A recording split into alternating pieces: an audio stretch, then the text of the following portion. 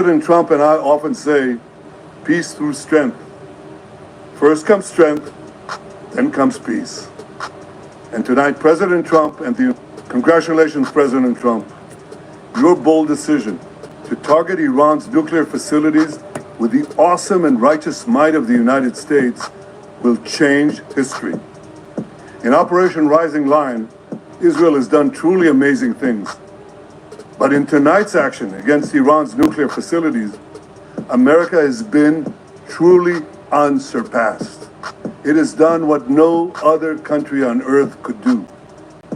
History will record that President Trump acted to deny the world's most dangerous regime, the world's most dangerous weapons. His leadership today has created a pivot of history that can help lead the Middle East and beyond to a future of prosperity and peace. President Trump and I often say, this is what Israel top leader had to say about what we did. First comes strength, then comes peace. And tonight, President Trump and congratulations, President Trump. Your bold decision to target Iran's nuclear facilities with the awesome and righteous might of the United States will change history. In Operation Rising Lion, Israel has done truly amazing things. Salute, shout out to everybody in the building. Against Iran's nuclear facilities, double tap that screen, get the likes. America has been truly unsurpassed. It has done what no other country on earth could do. History will record. It was called Operation Midnight Hammer, guys. The world's most dangerous regime, the world's most dangerous weapons. His leadership today has created a pivot of history that can help lead the Middle East and beyond to a future of prosperity and peace. President Trump and I often say, peace through strength. First comes strength, then comes peace. And tonight, President Trump and congratulations, President Trump. Your bold decision to target Iran's nuclear facilities with the awesome and righteous might of the United States will change history. In Operation Rising Lion, Israel has done truly amazing things. Shout out to everybody in the building, but man. in tonight's action against Iran's nuclear facilities, I gotta get this right. America has been truly unsurpassed. It has done what no other country on earth could do. History will record that President Trump acted to deny the world's most dangerous regime, the world's most dangerous weapons. His leadership today has created a pivot of history that can help lead the Middle East and beyond to a future of prosperity and peace. President Trump and I often say, peace through strength. First comes strength, then comes peace. There we go. And tonight, President Trump and congratulations, President Trump and the United States acted with a lot of strength. President Trump, I thank you. The people of Israel thank you. The forces of civilization thank you. God bless America. God bless Israel. And may God bless our unshakable alliance, our unbreakable faith. What's up, Cupcakes? Acted with a lot of strength. This Israel's prime minister, President guys. Trump, I thank you. The people of Israel thank you. The forces of civilization thank you. God bless America. God bless Israel. And may God bless our unshakable alliance, our unbreakable. What's up, KCL West Side? And the United States. It says President Trump, and this is from him, President Trump, and I often say peace through strength. First comes strength, then comes peace. And tonight, real Donald Trump and the United States acted with a lot of strength, is what he had to say, guys. This is Israel's prime minister President Trump. Speaking on Trump. Your bold decision to target Iran's nuclear facilities with the awesome and righteous might of the United States will change history. In Operation Rising Lion, Israel has done truly amazing things. But in tonight's action against Iran's nuclear facilities, America has been truly unsurpassed. It has done what no other country on earth could do. History will record that President Trump acted to deny the world's most dangerous regime, the world's most dangerous weapons. His leadership today has created a pivot of history that can help lead the Middle East and beyond to a future of prosperity and peace. President Trump and I often say, peace through strength. First comes strength, then comes peace. And tonight, President Trump and the congressional, a lot of strength. President Trump, I thank you. The people of Israel thank you. The forces of civilization thank you. God bless America. God bless Israel. And may God bless our unshakable alliance, our unbreakable faith. And the United States. All right. Acted. So that's what the Prime Minister of Israel basically had to say about what Trump did. All right. So y'all know today was the official press conference where they told us about what they did in Operation Midnight Hammer. That was the name of the operation that they did. Midnight Hammer. You know what I'm saying? And they met up at the Pentagon, did a press conference to let us know exactly what happened. Let's go.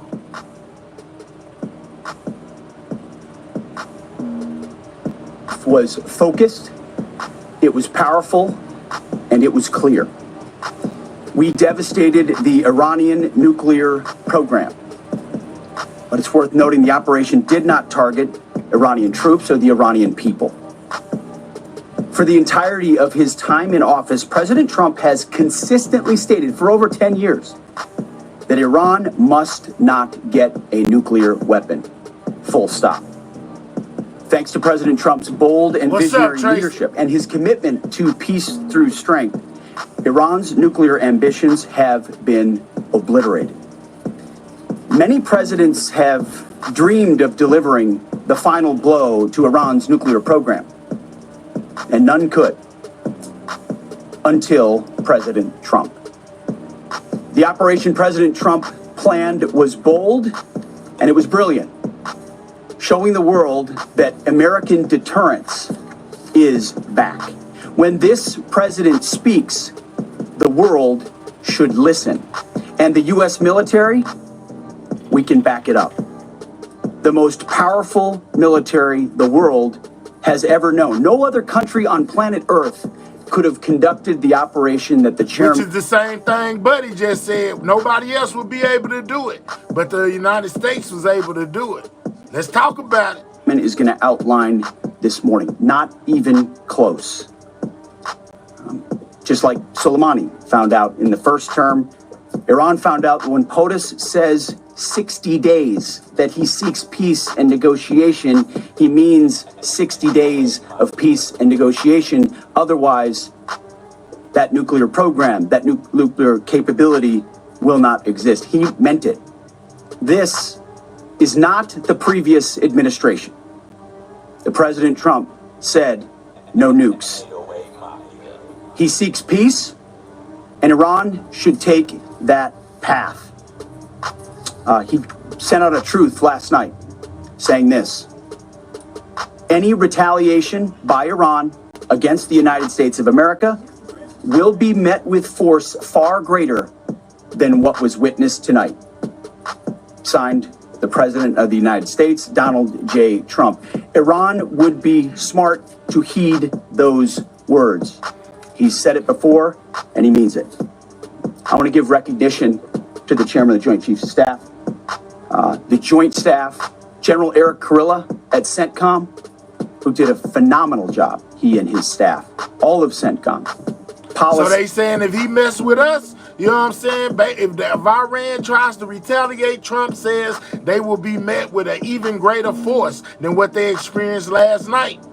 Across the board, this was a joint effort, and across the Pentagon effort. I want to recognize the pilots who flew those bombers, who flew those fighters, who flew those refuelers, warriors. I want to recognize the sailors on those destroyers, in those subs, on those carriers, warriors, all of them. I want to recognize our soldiers doing air defense, base defense, QRF, warriors, all of them. Every American involved in this operation performed flawlessly. And I want to give recognition to our allies in Israel as well. This is a plan that took months and weeks of positioning and preparation so that we could be ready when the President of the United States called. What's up, Ree? It took a great deal of precision. Shout out to everybody in the building, man. Y'all double tap that screen. Get the likes up. And the highest of this is U.S. officials security.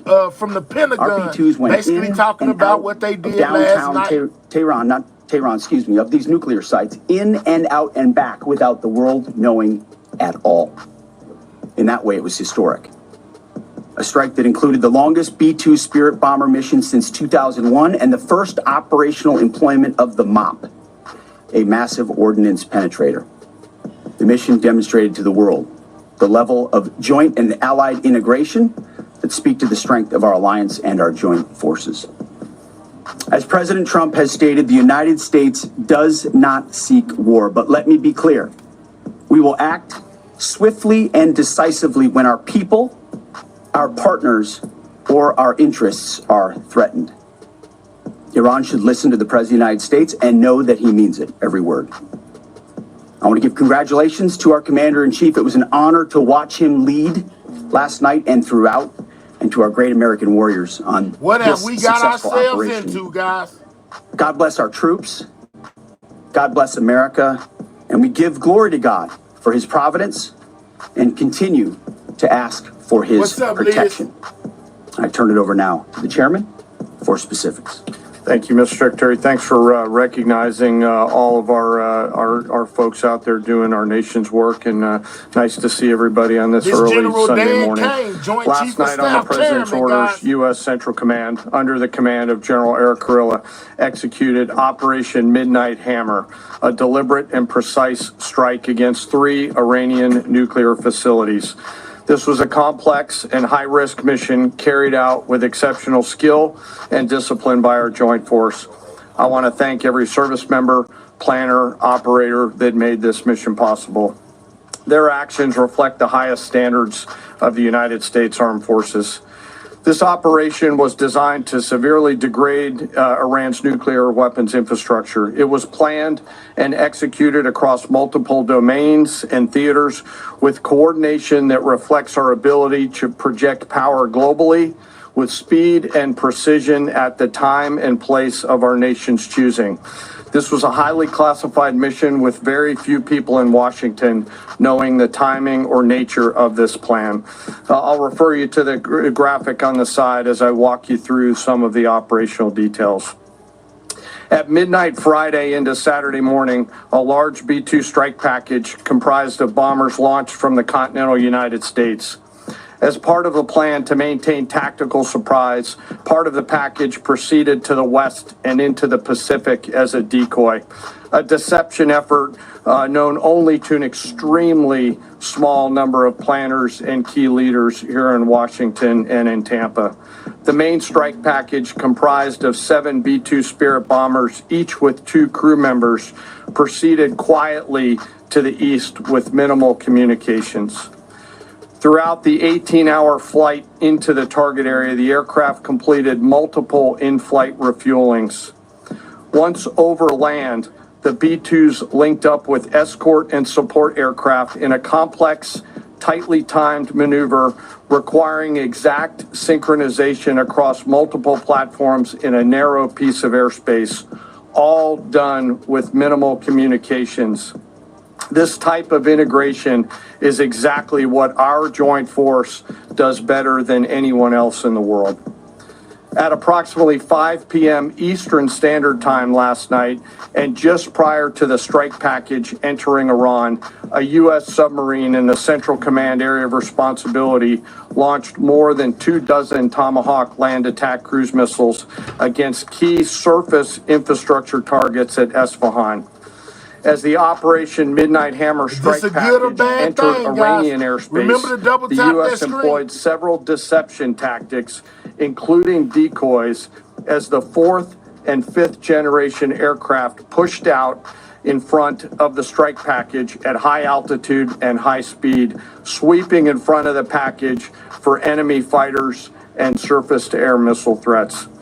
The strike package was supported by U.S. Strategic Command, U.S. Transportation Command, U.S. Cyber Command, U.S. Space Command, U.S. Space Force, and U.S. European Command. As the strike package approached Fordo and Natanz, the U.S. protection package employed high-speed suppression weapons to ensure safe passage of the strike package, with fighter assets employing preemptive suppressing fires against any potential Iranian surface-to-air threats. We are currently unaware of any shots fired at the U.S. strike package on the way in. At approximately 6:40 p.m. Eastern Standard Time, they say that this operation was pulled off flawlessly, the lead B-2 dropped 2 GBU-57 massive ordnance penetrator weapons on the first of several aim points at Fordo. As the president stated last night, the remaining bombers then hit their targets as well, with a total of 14 MOPs dropped against 2 nuclear target areas. All 3 Iranian nuclear infrastructure targets were struck between 6:40 p.m. and 7:05 p.m. Eastern Time. Again, that's about 2:10 in the morning local time in Iran, with the Tomahawk missiles being the last to strike at Escalation to ensure we retain the element of surprise throughout the operation. Following weapons release, the Midnight Hammer strike package exited Iranian airspace and the package began its return home. We are unaware of any shots fired at the package on the way out. Iran's fighters did not fly, and it appears that Iran's surface-to-air missile systems did not see us. Throughout the mission, we retained the element of surprise. In total, U.S. forces employed approximately 75 precision-guided weapons during this operation. This included, as the president stated last night, 14 30,000-pound GBU-57 massive ordnance penetrators, marking the first ever operational use of this weapon. I know that battle damage is of great interest. Final battle damage will take some time, but initial battle damage assessments indicate that all 3 sites sustained extremely severe damage and destruction. Battle is the same. More than 125 U.S. aircraft participated in this mission, including B-2 stealth bombers, multiple flights of 4th and 5th generation fighters, dozens and dozens of air refueling tankers, a guided missile submarine, and a full array of intelligence, surveillance, and reconnaissance aircraft, as well as hundreds of maintenance and operational professionals. As the Secretary said, this was the largest B-2 operational strike in U.S. history and the second longest B-2 mission ever flown, exceeded only by those in the days following 9/11. Well prior to the strike, General Kurilla elevated force protection measures across the region, especially in Iraq, Syria, and the Gulf. Our forces remain on high alert and are fully postured to respond to any Iranian retaliation or proxy attacks, which would be an incredibly poor choice. We will defend ourselves. The safety of our service members and civilians remains our highest priority. This mission demonstrates the unmatched reach, coordination, and capability of the United States military. In just a matter of weeks, this went from strategic planning to global execution. This operation underscores the unmatched capabilities and global reach of the United States military. As the president clearly said last night, no other military in the world could have done this. I join the president and the secretary in being incredibly proud of the air crews, Is this a good naval thing forces, or a bad thing? cyber operators, planners, and support teams, and commanders who made this mission possible. It is their skill, discipline, and teamwork that makes this operation possible. I am particularly proud of our discipline related to operational security, something that was of great concern to the president, the secretary. Man, if you can hear the sound of my voice, please double tap that screen or hit those 3 dots, hit that thumbs up. Let's get the likes up, guys. This is the military officials what is it? Man, I done forgot the dang word. Press conference from the Pentagon where they talk about what they did last night when they struck Iran, guys. Secretary General Kurilla and me, and we will continue to focus on this. As we stand here this morning, many assets are still airborne, and we have hundreds deployed. I ask that we keep our warfighters on their way home and our deployed service member in our thoughts. What's up, Pressure? Our joint force remains up, ready Kate? to defend the United States, our troops, and our interests in the region. Thank you very much. We will take a few questions. Me? Yeah. So, is regime change off the table, Mr. Secretary? And to the chairman, you said the battle damage assessment is still ongoing, but do you believe that some nuclear capability in Iran remains? This mission was not and has not been about regime change. The president authorized a precision operation Pimp Tight say, to who else neutralize the wants some of threats to our America? national interests posed by the Iranian nuclear program and the collective self-defense of our troops and our ally Israel. Thanks for your question. I think BDA is still pending, and it would be way too early for me to comment on what may or may not still be there. But thanks for the question. Green. I think Green. they most No, definitely behind you. still have capabilities. Excuse me, Mr. Secretary. I Can think you they tell me most if there was definitely there have a nuclear particular moment when the capabilities president decided to pull the trigger on this operation, where he said, now, rather than being, something in the holster, now we're going to pull the trigger on it? I would just say, having the opportunity to witness his leadership, he was fully committed to the peace process, wanted a negotiated outcome, gave Iran every single opportunity, and unfortunately was met by stonewalling. Man, why would you think that I was siding with the devil? I ain't siding with nobody. All I'm doing is bringing y'all the information that's been presented. I never said I was on no side. What are you talking about, man? Y'all continue to double tap that screen, get the likes up, and most definitely subscribe to the channel if you're new. This is the military officials, basically gave a press conference from the Pentagon talking about their actions of last night, striking against Iran. Which is why he gave them plenty of time to continue to come to the table and give up enrichment, give up the nuclear program. But there was I won't say the particular moment, there was certainly a moment in time where he realized that it had to be a certain action taken in order to minimize the threat to us and our troops. Yeah. General, you say that General Kurilla increased force protection in Iraq, Syria, and Gulf, in those areas. Were they given any advance warning the attacks were coming? And also, Mr. Secretary, when were congressional leaders notified? How long before the attacks took place? Sir, to your first question, the risk has clearly been rising over the last few weeks in the region.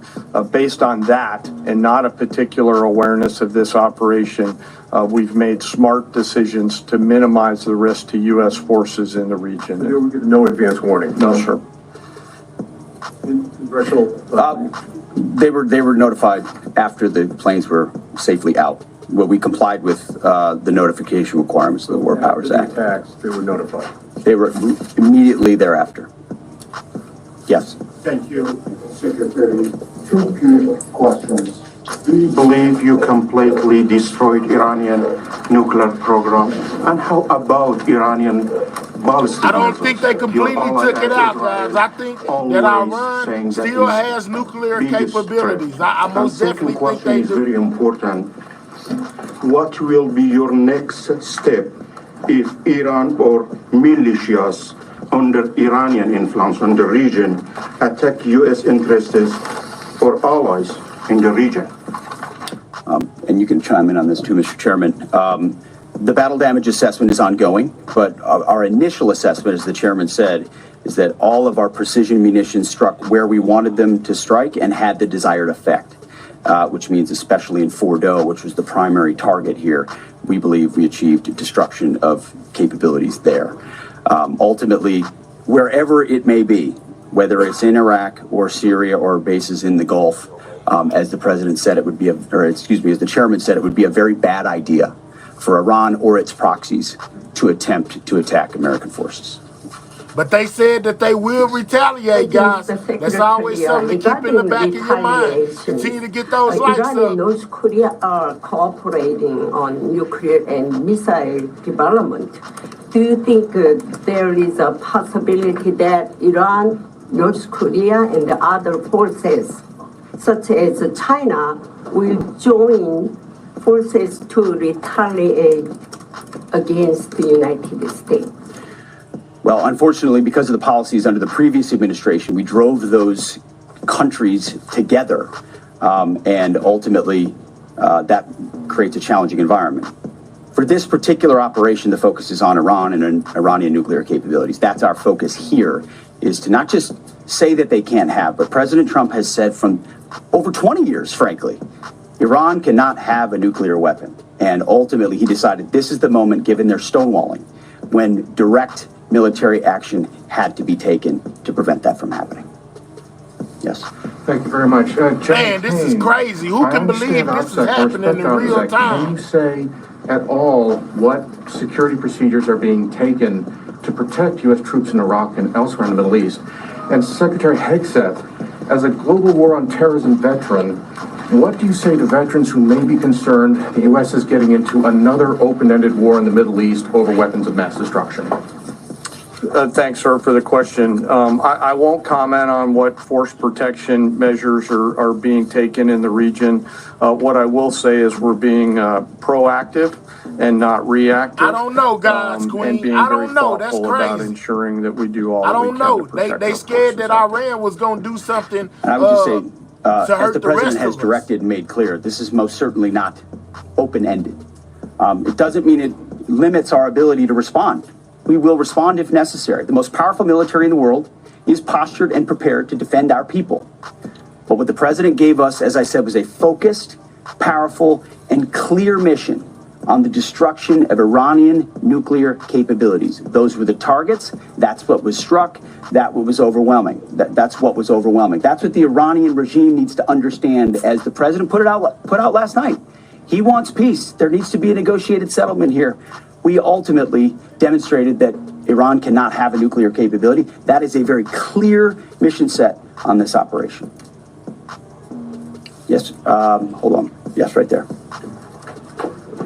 Thank you, Mr. Secretary. This is military officials. For the Secretary and Press conference from the Pentagon, How guys. was this strike coordinated with the Israelis on a strategic On level, Operation militarily, Midnight Hammer. and on a Continue to tactical double level? tap Was that there screen any or click those direct three dots, hit Israeli that thumbs military up. participation, Subscribe if you're in this new. operation? Well, I would say certainly Israel had an incredible military success, especially at the beginning and ongoing, in degrading Iranian capabilities, in degrading Iranian launchers, MRBMs. It's been incredible to watch what our ally Israel has been able to do. And there certainly have been conversations. I mean, General Kurilla at CENTCOM has worked closely in the defense of Israel for many years. And part of this operation was the defense of Israel and the ongoing defense of Israel. But as it pertains to this strike, this was U.S. operated and U.S. led. We took advantage of some of the preparatory work that's been done over the past week and a half in terms of axis of approach. I won't get into the particulars, but as the Secretary said, it was a U.S. strike. We made sure we were not in the same piece of airspace and sky. Aside from that, that was the extent of it. We'll take a couple more. Yeah, right there. Question to the Secretary first. Are you concerned whatsoever now about the reaction from U.S. allies given the strike, particularly those in the Gulf? And to the Chairman, if I may, I understand you don't want to speak to specific assets, force protection measures, but do you anticipate at least having to bring in any further assets from other theaters to aid in force protection over the coming days? We certainly understand the challenges of allies in the region, and we have been respectful and in working in collaboration with them as it pertains to basing and sensitivities there. Ultimately, they've got a lot of assets and people in those locations also where American troops are co-located. So that's a consideration of ours. We've been in close consultation with them, and we appreciate the support that we have got.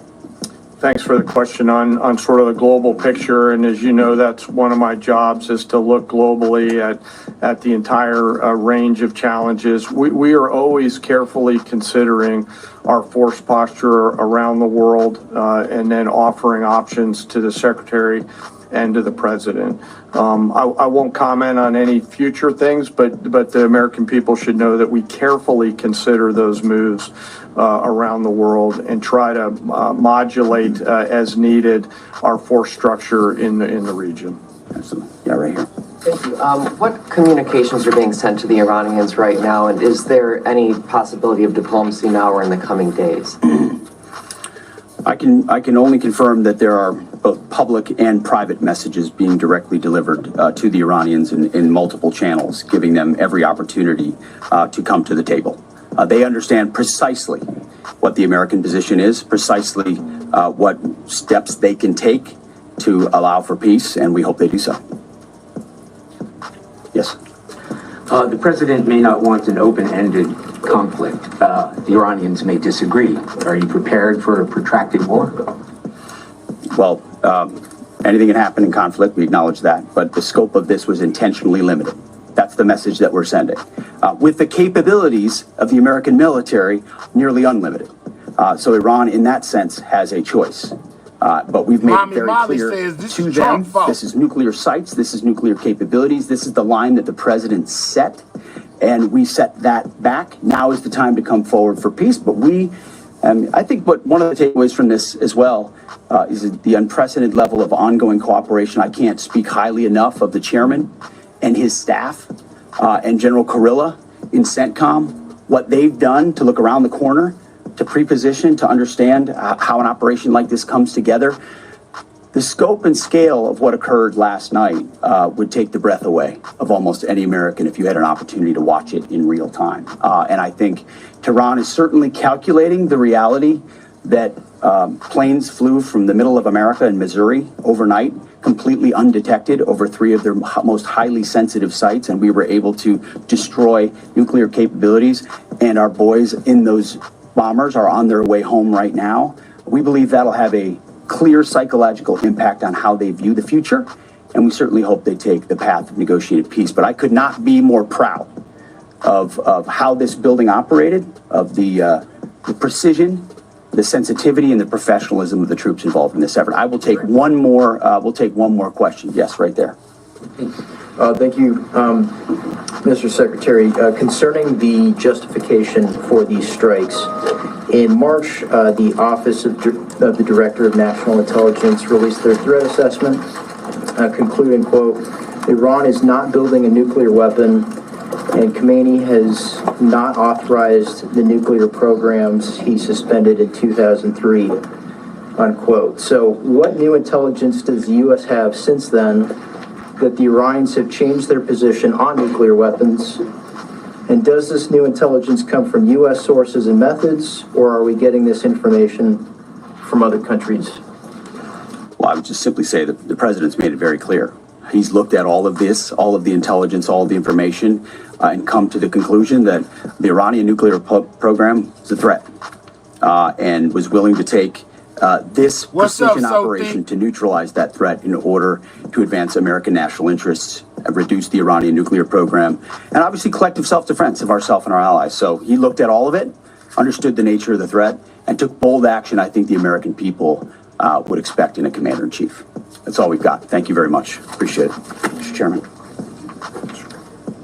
You have been listening there to the Defense Secretary and the head of the Joint Chiefs of Staff briefing reporters and briefing the American public on that consequential strike, the airstrike on 3 Iranian nuclear sites that President Trump ordered that was carried out just about now 12 hours ago. You heard some of the details there from Secretary Pete Hegseth laying out the operational tactics here, the massive use of those so-called bunker buster bombs that, in the words of the head of the Joint Chiefs, essentially extremely severely damaged Iranian nuclear capabilities. I want to bring in NBC's chief foreign correspondent, Richard Engel, who is in the region for us this morning in Tel Aviv. And that is important here, Richard, when you heard from General Kane, this idea of extremely severe damage, because the question of what nuclear capabilities are left in Iran is central to this. The initial battle assessment is still ongoing here, but Secretary Hegseth says, at least in Fordo, the critical nuclear site that you've been talking about so much over the course of the last day, essentially there has been, in his words,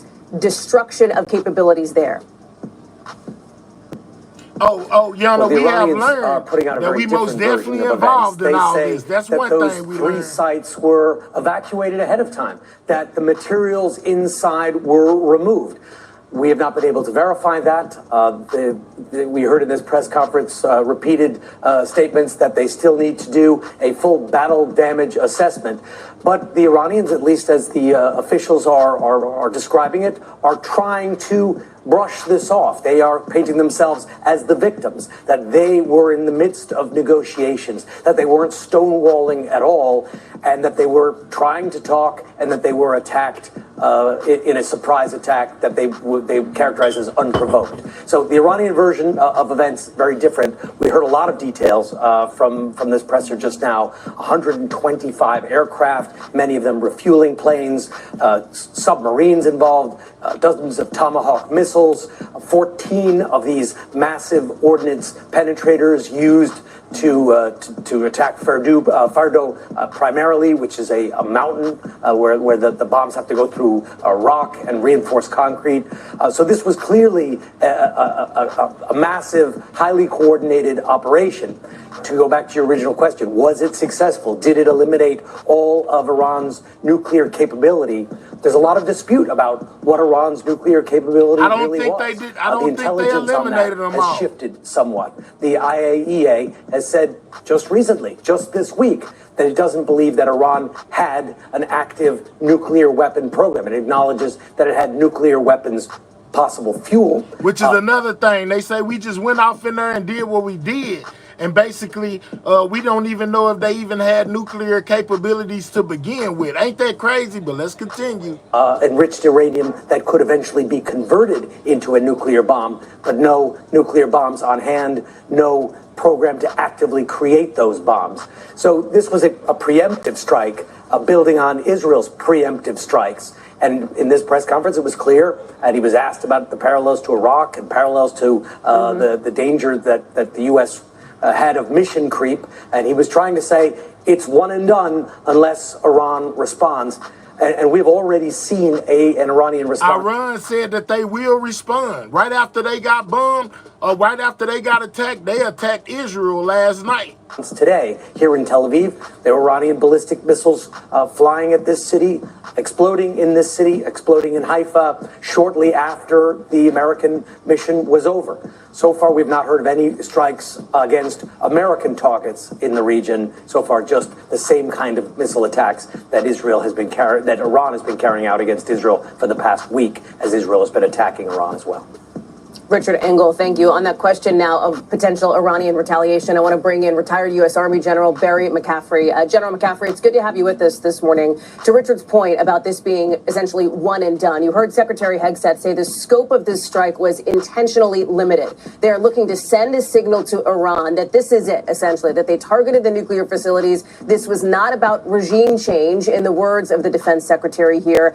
And yet Iran had already warned previously to this strike that they would potentially target military bases and U.S. assets in the region if, in fact, the president were to take out some of these nuclear facilities?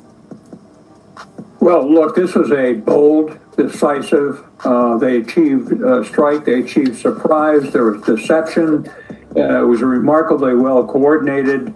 Y'all continue to double tap that screen, get the amount of mics ordnance up. they put on the targets, probably there's been severe destruction at all three of these nuclear sites. Probably not enough to obliterate them or to stop the program from eventually going on. The allies, principally the Sunni Arab allies, are, I'm sure, secretly delighted with what's happened. So they've reset the table. Now the question is, what will their reaction be? I've set aside the political reaction, which is going to be severe and detrimental to President Trump. But when it comes to the military aspects of this, I think this was one of the most remarkable operations I've seen in the last 20 years. Also, the first one where we didn't have leaks from every source in Washington, D.C. So the operational security was just terrific. Of course, that has undoubtedly angered many members in Congress from both parties, but they did achieve strategic surprise. General Kane there, particularly pleased with, as you note, the operational security, the lack of leaks, which he said was important to President Trump himself. You talk about this element of surprise, General McCaffrey. Are you surprised that the Iranians apparently did not get off any shots, did not essentially have any shots fired at incoming or outgoing U.S. planes, as you heard the Secretary and head of the Joint Chiefs lay out? Well, look, the technology we have, F-35 aircraft, B-2 bombers, are very difficult to pick up. The Iranian air defenses were massively depleted by the Israeli Air Force in their strikes a few months ago, never mind the ongoing air war against the Iranian defensive capability. So I'm probably not surprised, but this was one incredible operation. I think we also ought to talk about the chances of it influencing a peace negotiation process. The only way you're going to really stop the Iranian program is have inspectors on the ground, the UN International Atomic Energy Agency. So probably in the next 90 days, there's going to be a movement toward peace. The short run, though, it's hard to imagine the Iranians aren't going to respond. But, you know, we should understand the 40,000 troops in the area are primarily Air Force and Navy and some Army troops who are combat ready. They're there to threaten Iran. They're not there as hostages. General Barry McCaffrey. General McCaffrey, we're glad to have you with us this morning. Thank you. I know you'll be sticking around for further developments throughout the day. I want to bring in NBC News analyst Jeremy Bash, former chief of staff at both the Pentagon and the CIA. You heard the details there, this highly coordinated, very intense operation now against Iran. What would the options be, in your view, for the potential of Iranian retaliation, particularly in the region against U.S. retaliation, guys? Let me know. Well, they don't have a lot of options, Hallie, but I would say they would look at things like terrorism, things like short-range rocket, artillery, and mortar fires against U.S. military assets. They would employ the Houthis, their surrogate force operating out of Yemen, to fire and continue to fire against U.S. naval vessels. And they will continue to fire ballistic missiles at our allies and partners, including at Israel.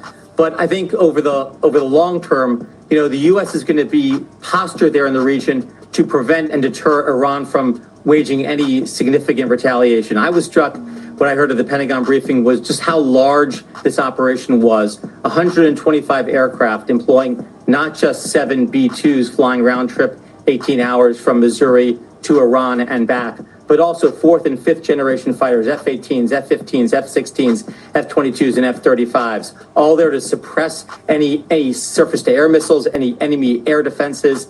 We employed 24 Tomahawk land attack cruise missiles to hit Escalation off of probably a Virginia-class submarine operating in the Red Sea. And so you've got an enormous U.S. military capability in the region. It's designed to send a message to Iran, which is, we don't seek regime change. We're not trying to topple your government. We're trying to degrade and prevent you from having a nuclear weapons threshold capability. There will be debates about the intelligence. There will be debates about the effectiveness, the bomb damage assessment. But I think under any circumstance, this has to set Iran back many months, maybe even many years, and potentially could pave the way for a new paradigm in the Middle East, although it also could usher in a much more dangerous era in which Iran lashes out against us, our allies, our partners, and our troops.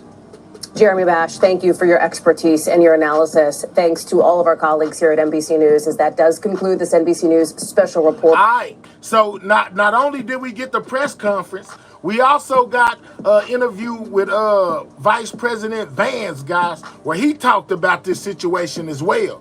Let's jump over there. Make sure you're double tapping that screen. That's how you get the likes up. Most definitely subscribe to the channel if you're new. This is Everything News, and we are covering, Operation Midnight Hammer, guys, where the U.S. basically got involved in Israel and Iran's battle they got going back and forth over there. Let's check it out. Okay, this is Iran. Okay, this is Iran and what they had to say about what we have done, guys. We'll get to JD Vance right after this.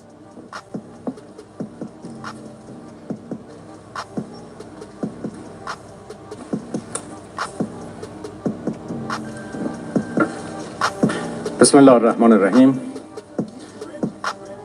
Very good morning to you, ladies and gentlemen. I'm so glad to be with you this morning. Actually, we invited you yesterday for a briefing on the latest developments on the ground and, of course, on diplomatic process. Because I came here from Geneva, where we had our first ministerial meeting of Iran E3, and then I had here yesterday lots of useful, important meetings with the foreign ministers of our region, and we discussed about different. My question is it our place to step in something they've had going on for years, guys? Is it our place? Is it U.S.? Is it necessary that we had got involved in what they had going on? That's the question. Initiatives and ideas existed for a peaceful settlement of this question. But as all of you know, we suddenly faced I see a bunch of no's down there. By American forces to our nuclear facilities. The Islamic Republic of Iran condemns in the strongest terms the United States' brutal military aggression against Iran's peaceful nuclear facilities. It is an outrageous, grave, and unprecedented violation of the fundamental principles of the Charter of the United Nations and international law. The warmongering and lawless administration in Washington, y'all heard what he's saying? Is solely and fully responsible for the dangerous consequences and far-reaching implications of its act of aggression. The U.S. military attack on the territorial integrity and national sovereignty of a UN member state carried out with genocidal Israeli regime, carried out in collusion with the genocidal Israeli regime, has once again revealed the extent of the United States' hostility towards the peace-seeking people of Iran. Will they retaliate, guys? This is their official statement. This is Iran, one of their leaders, talking about what the U.S. did last night. Compromise over their independence and sovereignty. The Islamic Republic of Iran continue to defend Iran's territory, sovereignty, security, and people by all means necessary against not just U.S. military aggression, but also the reckless and unlawful actions of the Israeli regime. While President Trump was elected on a platform of putting an end to America's costly involvement of forever wars in our part of the world, he has betrayed not only Iran by abusing our commitment to diplomacy, but also deceived his own voters by submitting to the wishes of a wanted war criminal who has grown accustomed to exploiting the lives and wealth of American citizens to further the Israeli regime's objectives.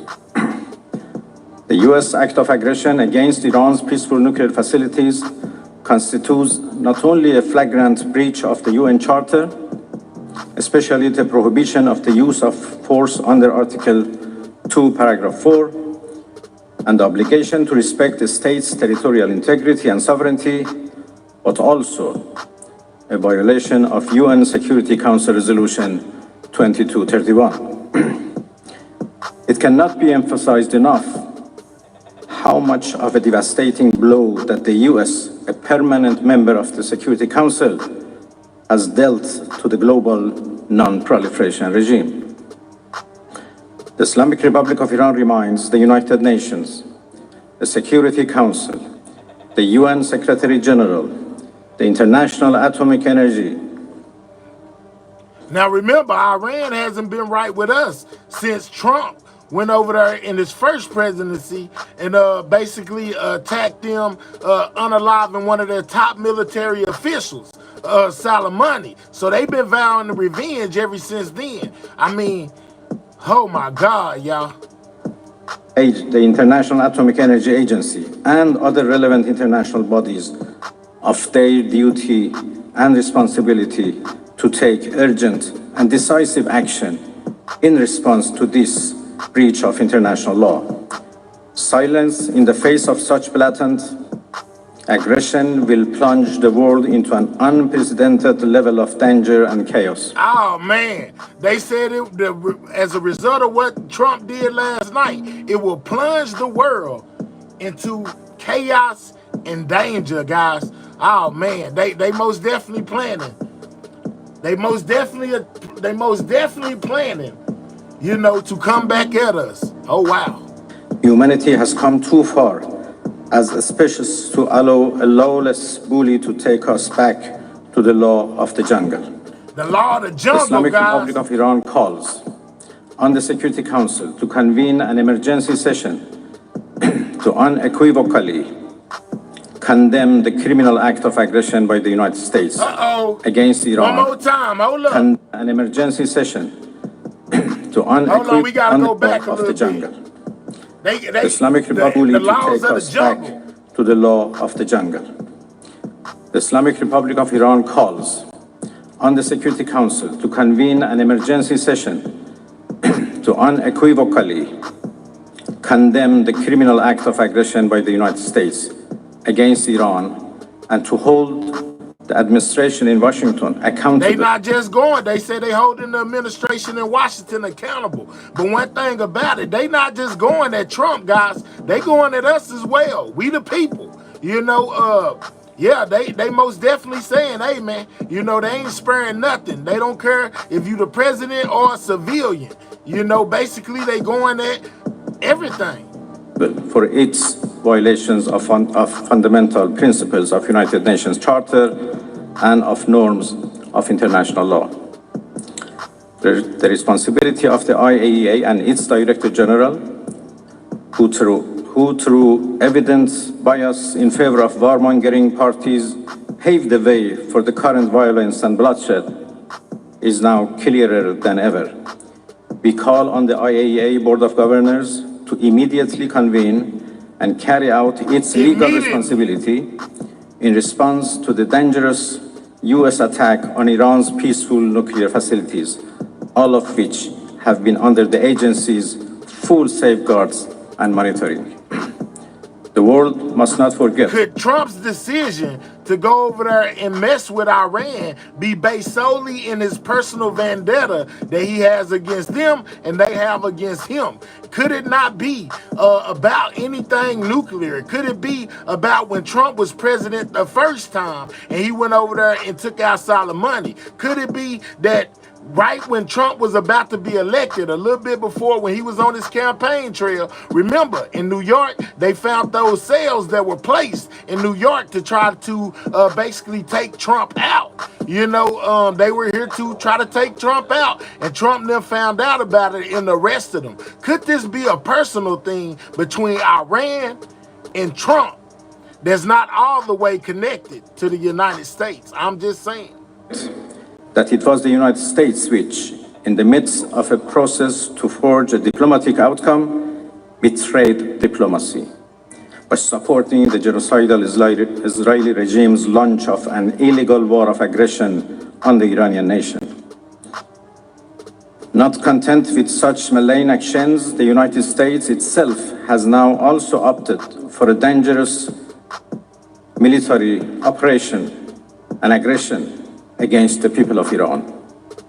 In doing so, the U.S. administration holds sole and full responsibility for the consequences of its actions, including the Islamic Republic of Iran's right to self-defense under the principles of the United Charter.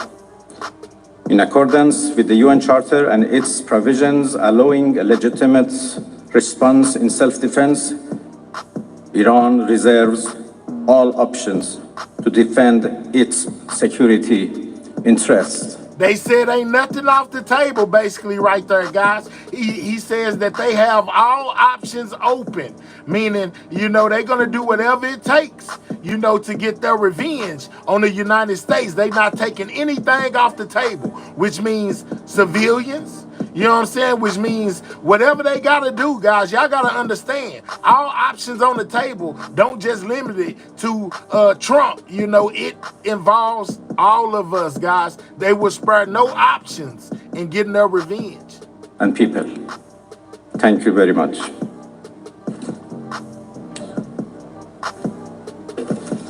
We will now be taking questions. We'd like to start with the Associated Press.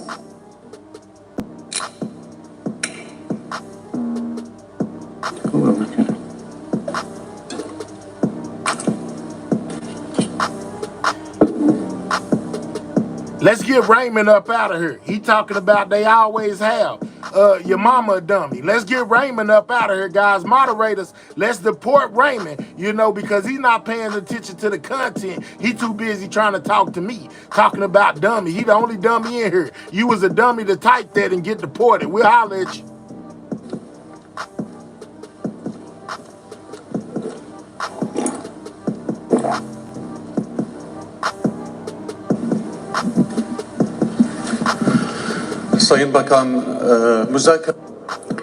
Distinguished Minister, are the doors for negotiation still open?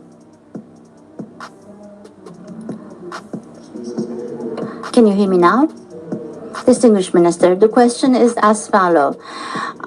Is the door for negotiations still open? Yeah, they don't want no problem with, ain't nobody in the auditorium. People are nervous and scared. You think they want to go over there and sit with them people being and they from America and they got a problem with us? Absolutely not. All right, so we heard what Iran said. Basically, they are not sparing anything. They own what they own, and anybody can get it, including civilians, right? When it comes to them retaliating. All right, let's see what Vice President J.D. Vance had to say about all this. Let's go. Back to Meet the Press. Thank you, Kristen. Great to be with you. Thank you for being here on a monumental Sunday. My first question, Mr. Vice President, is the United States now at war with Iran? We most definitely are. No, Kristen, we're not at war with Iran. Yes, we're we at are. war with Iran's nuclear program. And let me just say, Kristen, that we're incredibly grateful and proud of the American Air Force pilots who did an incredible job last night. The operation was really extraordinary. These guys flew from Missouri. Continue to double tap that screen, guys. Y'all got to get the likes up. If you are not on a mobile device, click those three dots, hit that thumbs up, man. Or if you're on a mobile device, double tap that screen, man. You know what I'm saying? Most definitely subscribe to the channel if you're new. This is J.D. Vance talking about the situation that happened last night with Operation Midnight Hammer, where Trump gave orders for America to basically go over there and attack Iran, guys. Let's go. They didn't land a single time. They dropped 30,000-pound bombs on a target the size of a washing machine and then got back home safely without ever landing in the Middle East or ever stopping other than to briefly refuel. And of course, they did that in the air. So it's really an incredible operation, a testament to the power of American military. And I think what shows what can happen when you have that great American military in the hands of capable presidential leadership. What we did is we destroyed the Iranian nuclear program. I think we set that program back substantially, and we did it without endangering the lives of the American pilots. That's an incredible thing, and I think we all should be proud, whatever our politics. We should be proud of what these guys accomplished. A very, very high impact mission under a lot of pressure. Mr. Vice President, let's talk about what happens next. President Trump posted on social media, quote, any retaliation by Iran will be met with force greater than what was witnessed tonight. If Iran retaliates against the U.S., as it is threatening, what will the United States response be? Well, Krista, that's ultimately going to be the president's decision. But what we've said to the Iranians is we do not want war with Iran. We actually want peace. But we want peace in the context of them not. Now, how can we not want war after we just went over there and attacked them? I'm just saying, how can we not want war if we just went over there and attacked them? If they come over here and attack us and say, yeah, we did that, but we don't want war, what do you think what you think Trump gonna do? You can't have one without the other. I don't think it'll be a peaceful end when we went over there and attacked them. I'm just saying, what y'all think about that? They saying we don't want war or we don't want a problem. You know, we just did that to y'all. We would ask that y'all not retaliate. But hey, you know, from what I know, they say it's an eye for an eye. So therefore, if you do something to us, we gonna do something to you. But anyway, not having a nuclear weapons program, and that's exactly what the president accomplished last night. I really think there are two big questions for the Iranians here. Are they going to attack American troops, or are they going to continue with their nuclear weapons program? And if they leave American troops out of it and they decide to give up their nuclear weapons program once and for all, then I think the president has been very clear. We can have a good relationship with the Iranians. We can have a peaceful situation in that region of the world. We have to step back a little bit, Kristen, and remind ourselves that we negotiated aggressively with the Iranians to try to find a peaceful settlement to this conflict. It was only when the president decided that the Iranians were not negotiating in good faith that he took this action. He didn't take it lightly, but I actually think it provides an opportunity to reset this relationship, reset these negotiations, and get us in a place where Iran can decide not to be a threat to its neighbors, not to be a threat to the United States. And if they're willing to do that... I see somebody said this is what you call bullying. Do y'all think that we're bullying them guys? I most definitely want to know, why did we step in and get involved in their situation? I say if they into it, let them handle it, you know, and if it gets out of control to where it really affects us, then we step in. Why come we went in, you know, when it wasn't all the way set in stone that they even had nuclear capabilities, according to an investigator for the U.S. We just kind of went over there, you know, on a whim and did what we did, and we don't even have substantial proof. Let the investigator for the U.S. tell it. I'm just asking questions. Let me know in the comments. The United States is all ears. Well, let's talk about the possibility of negotiations. I mean, the Iranian foreign minister responded to the strikes this morning saying Israel and the U.S. have, quote, blown up diplomacy. Mr. Vice President, is there any real hope for diplomacy, or is diplomacy dead at this point? Well, I think the foreign minister is exactly wrong. We didn't blow up diplomacy. We only took this action, Kristen, when it was clear, as the president said, that the Iranians were tapping us along. I think it's important for the American people to appreciate here that if you go back to March of this year, we had the entire administration engaged in this diplomatic effort. And frankly, in March of this year, we had some optimism. How do we get from there to now? And the answer is we felt very strongly that the Iranians were stonewalling us. They weren't taking this seriously. They were trying to draw this process out as long as possible so that they could rebuild their nuclear weapons program without the threat of American action. We had a limited window in which we could take out this Fordo nuclear facility in particular. The president decided to take it, but we didn't blow up the diplomacy. The diplomacy never was given a real chance by the Iranians. And our hope, Kristen, as the president said repeatedly, is that this maybe can reset here. The Iranians have a choice. They can go down the path of peace, or they can go down the path of this ridiculous brinksmanship of funding terrorism, of trying to build a nuclear weapon, and that's just not something the United States can accept. I want to say something, Kristen, just to the... I can accept it. I'm going to tell y'all this. Now, it has been said that Iran has been having these capabilities for a long time. You know, it didn't just start yesterday. They've been able to do whatever it is that they were able to do right now. They saying that Iran been having these capabilities and haven't done anything to the United States or any other country thus far. So why now would they become such a threat to where we have to step in, guys? I'm only asking based off the stuff that I've been seeing and what I've been hearing. But they most definitely said that Iran has been having these capabilities for a long time, and they have really done nothing with them. We heard the one of the Iranian leaders over there say that it was a peaceful nuclear site, you know, which leads me to believe that they've been doing this and they haven't done anything thus far. So why now did they become such a threat to us that we have to go over there and do something, man? Double tap that screen, hit that like button. Let me know what you think in the comment section. Most definitely subscribe to the channel if you're new. Iranian leadership. Look, they have tried to build a nuclear weapons program. That program is now destroyed. They tried to build a conventional missile program to attack neighbors in the region. That missile program has shown to be a failure. They have funded terrorism aggressively in the region, and now most of their terrorism proxies are destroyed. The Iranians are clearly not very good at war. Perhaps they should follow President Trump's lead and give peace a chance. If they're serious about it, I guarantee you the President of the United States is too. So has the administration received any messages from the Iranians since the attack overnight?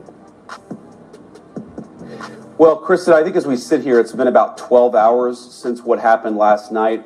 We have received some indirect messages from the Iranians, and it's possible, of course, that some of my colleagues in the administration received something early this morning, and I haven't heard about it. But look, our expectation is we're going to learn a lot about what the Iranians want to do, how they want to proceed over the next 24 hours. Again, I just can't be clear enough here. The president has said he wants now to engage in a diplomatic process, but if the Iranians are not going to play ball here, they didn't leave us many options as it pertains to last night, and they won't leave us. We had a big option. Just stay out of it. They saying it's not our fight. I hear a lot of people saying it's not our fight. So why are we getting involved, guys? They gave the best option we could have ever took, and that was just leave it alone. It's not our place. You know, they didn't go hit up. It's crazy, man. It's crazy, y'all. It's crazy, man. For real, man. This is crazy, y'all. I don't know what to say about it. You know, I'm not on one side or the other. I am American. I most definitely back the U.S. and whatever we have to do. But at the end of the day, man, it's just not making a lot of sense as for to me, you know, as why we got involved in this whole situation. Many options in the future. If Iran disrupts shipping in the Strait of Hormuz, which of course handles about a quarter of the world's oil trade, would that be a red line for the United States, Mr. Vice President? Well, Kristen, I think our biggest red line is the Iranian nuclear weapons program. That is really what the president has said we need to get rid of. But what about the Strait of Hormuz? Steps towards doing that last night. Well, I think that would be suicidal, Kristen, for the Iranians themselves. I mean, their entire economy runs through the Strait of Hormuz. If they want to destroy their own economy and cause disruptions in the world, I think that would be their decision. But why would they do that? I don't think it makes any sense. I don't think that it makes sense for them or for anybody else. What would make sense is for them to come to the negotiating table, to actually give up their nuclear weapons program over the long term. And again, if they're willing to do that, they're going to find a willing partner in the United States of America. Mr. Vice President, when did President Trump exactly make this decision, and did he coordinate with Israel? The president, honestly, Kristen, I don't know that any of us knew exactly when the president made the decision, except for the president himself. But if you back up a little bit, we engaged in this diplomatic process. I think that he decided probably by mid-May that this process was not going anywhere. And so he decided to issue some private ultimatums to the Iranians. And then eventually, of course, we decided to destroy the Fordo nuclear facility and some of these other facilities ourselves. I think one of the things that you saw from the president's team, and I really am proud of all of our guys at the senior team, is an operation of this magnitude, multiple B-2s, 14 30,000-pound bombs, and even an hour after the attack, the entire media,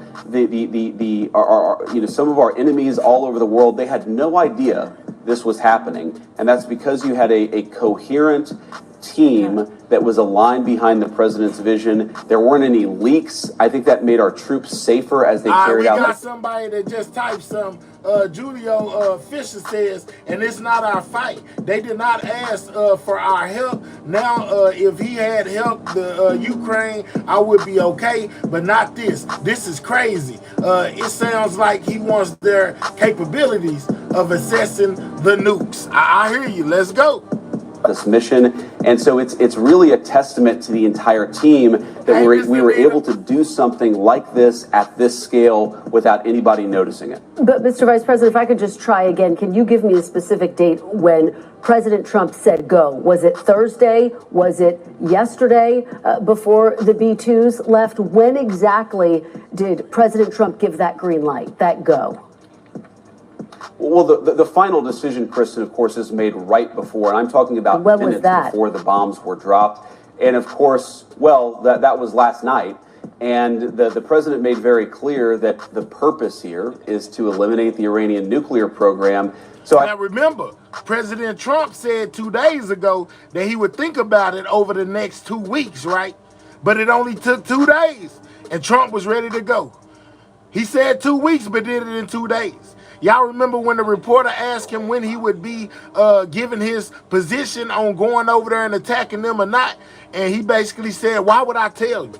If I told you, then they would know when they expect it. So why would I tell you? You asking me a question, basically, that I'm not going to give you the answer to. Well, 2 days later, here we are.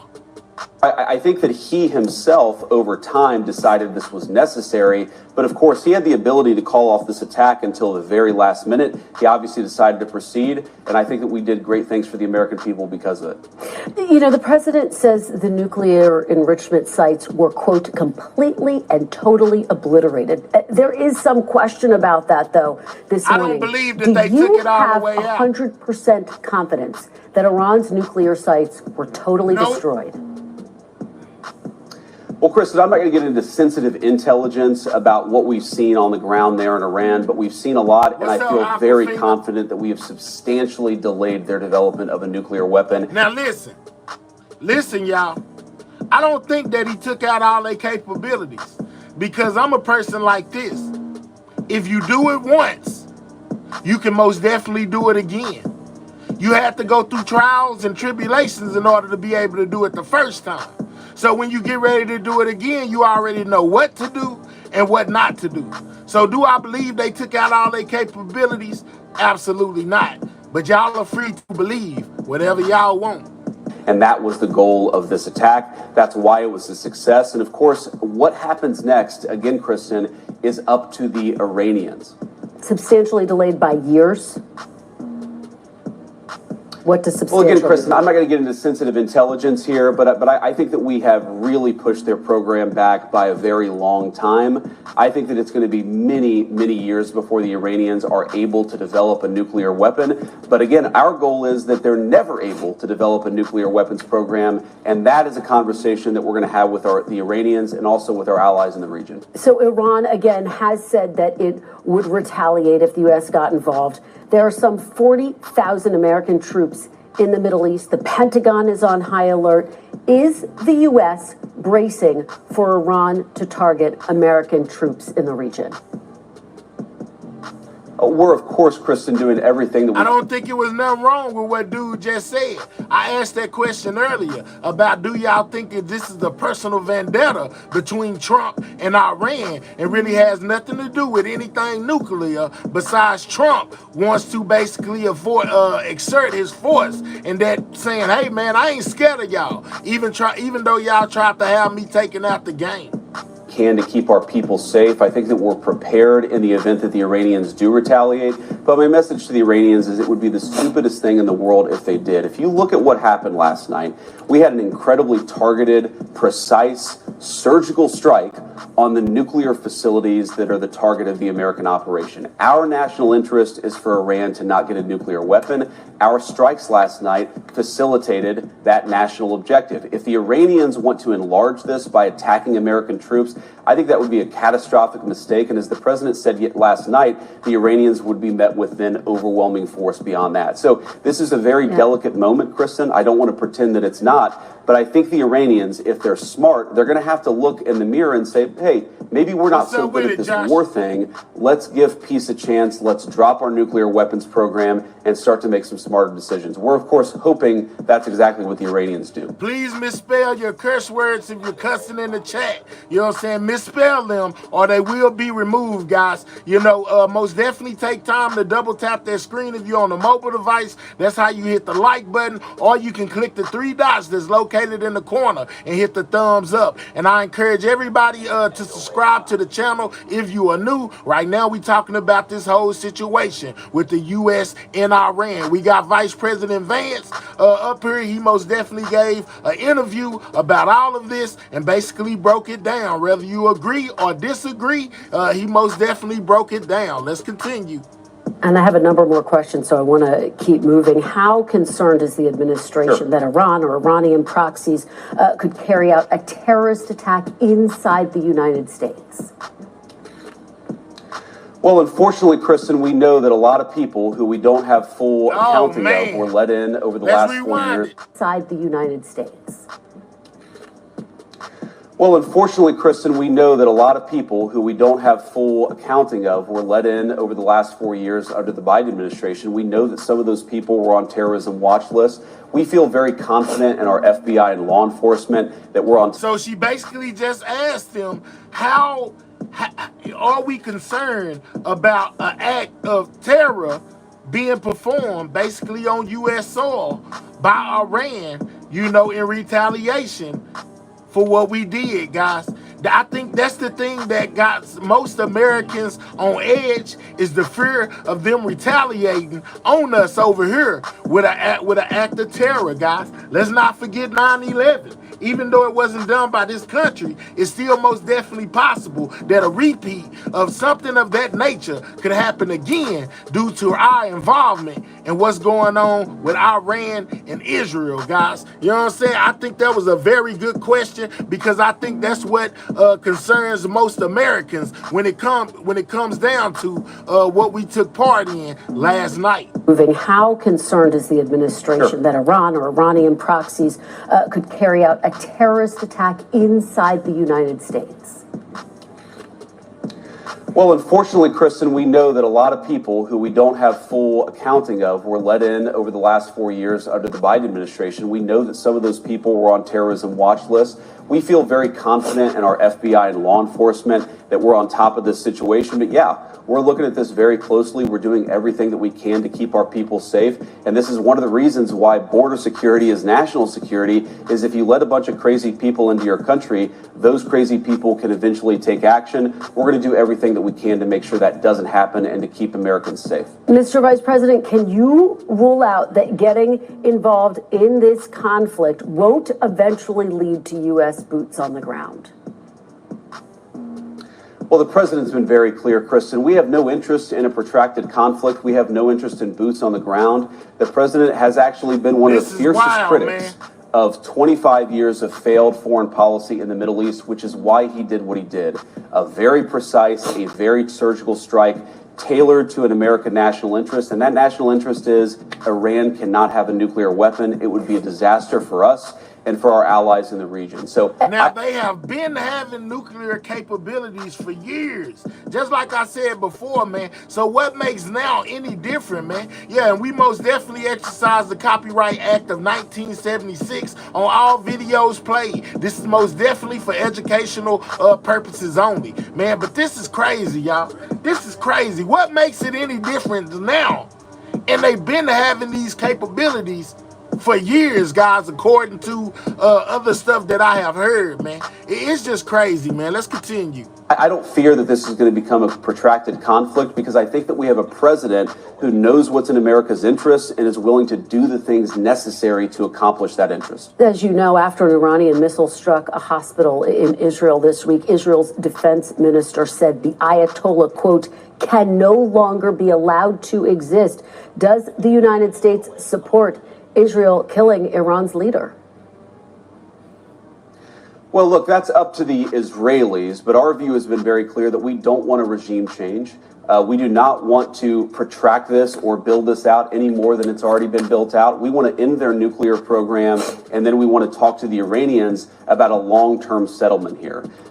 We believe very strongly that there are two pathways. There's a pathway where Iran continues to fund terrorism, continues to try to build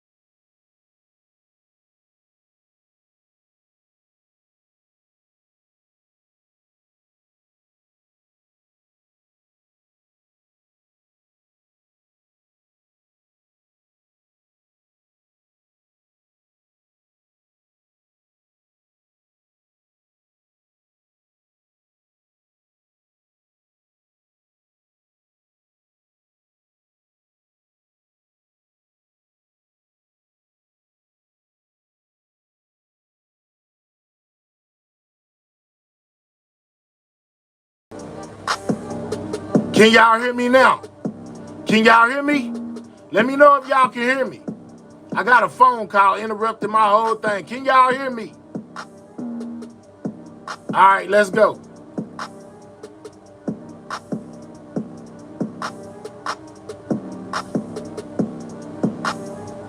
With them wanting to build a nuclear weapon. There's, of course, an open question about whether they were weeks away, whether they were months away, but they were way too close to a nuclear weapon for the comfort of the President of the United States, which is why he took this action. Now, there's another element here, too, Kristen, which is that we had a narrow window of opportunity. We might not have been able to carry out this attack 6 months down the road. And so when you recognize, on the one hand, the Iranians are trying to get a nuclear weapon, and on the other hand, we have a narrow window in which we can set that program back a very long time, it would have been irresponsible, I think, for the president not to take the action that he did, which is why Fordo was destroyed last night. And just to be very clear, did the president say go based on U.S. intelligence or Israeli intelligence? Well, of course, we share intelligence with a lot of agencies, British, Israeli, and so forth, but it was our intelligence that motivated us to act. And I think on the intelligence, Kristen, the thing that I would really emphasize is the way in which the Iranians seem to be stonewalling us. That was not, by the way, our consensus back in March of this year. We saw the Iranians making some concessions. We thought the conversations were actually productive. By mid-May, everybody in our intelligence community and the president's senior team looked at ourselves and said, the Iranians are not being serious. They're no longer making concessions. They're no longer actually responding to some of the offers that we're making. If you believe, as we did, that the Iranians are rushing towards a nuclear weapons program while simultaneously refusing to negotiate, how can we do anything but take serious action against this program? Do you and President Trump trust the U.S. intelligence community and its assessments? Oh, of course we trust our intelligence community, but we also trust our instincts. And most importantly, we trust what the intelligence was telling us about the Iranians stonewalling the negotiation. I think that is really the hidden story here, and something the media has got to report a little bit more here, is that the Iranians stopped negotiating in good faith. That was the real catalyst, I think, to what the president ultimately decided to do. If we were having a productive negotiation, I think that this could have gone in a much different pathway. Unfortunately, the Iranians decided to stonewall us, and we saw the consequences of that last night. Mr. Vice President, very quickly, as you know, this is dividing lawmakers on Capitol Hill. Many Republicans supportive, but Congressman Thomas Massey saying this was unconstitutional. Congresswoman Alexandria Ocasio-Cortez saying it's Can y'all hear me, guys? My bad, man. You know that phone call done got my phone to tripping. Can y'all hear me out there? We back. Can y'all hear me? Let me know if y'all can hear me out there. Can y'all hear me? All right, man. That phone call really messed it up, man. Shout out to Bless for that gift. All right, we back, y'all. My bad. If it freezes again, just let me know. I'll bring us right back like I just did. For some reason, that call messed it up, guys. But we back. It's going to continue to be a driving force of our policy in the Middle East for the next 3.5 years. Vice President J.D. Vance, thank you for joining us on a pivotal... Yeah, it most definitely messed it all the way up, guys. It done zoomed me all the way in, all type of stuff, man. That phone call really threw things out of whack, guys. Hold up. Let me try to at least get us a little bit better than we are. Just give me a second to get it together. I don't know what went on. That phone call really just messed up everything. Hold on, let me see what it's looking like over here. Here, let me try one more time. Give me a second. All right, let me see what it's looking like over here. Oh, I have to bring it back. Okay, we looking a little better now. Hold up. Hold on.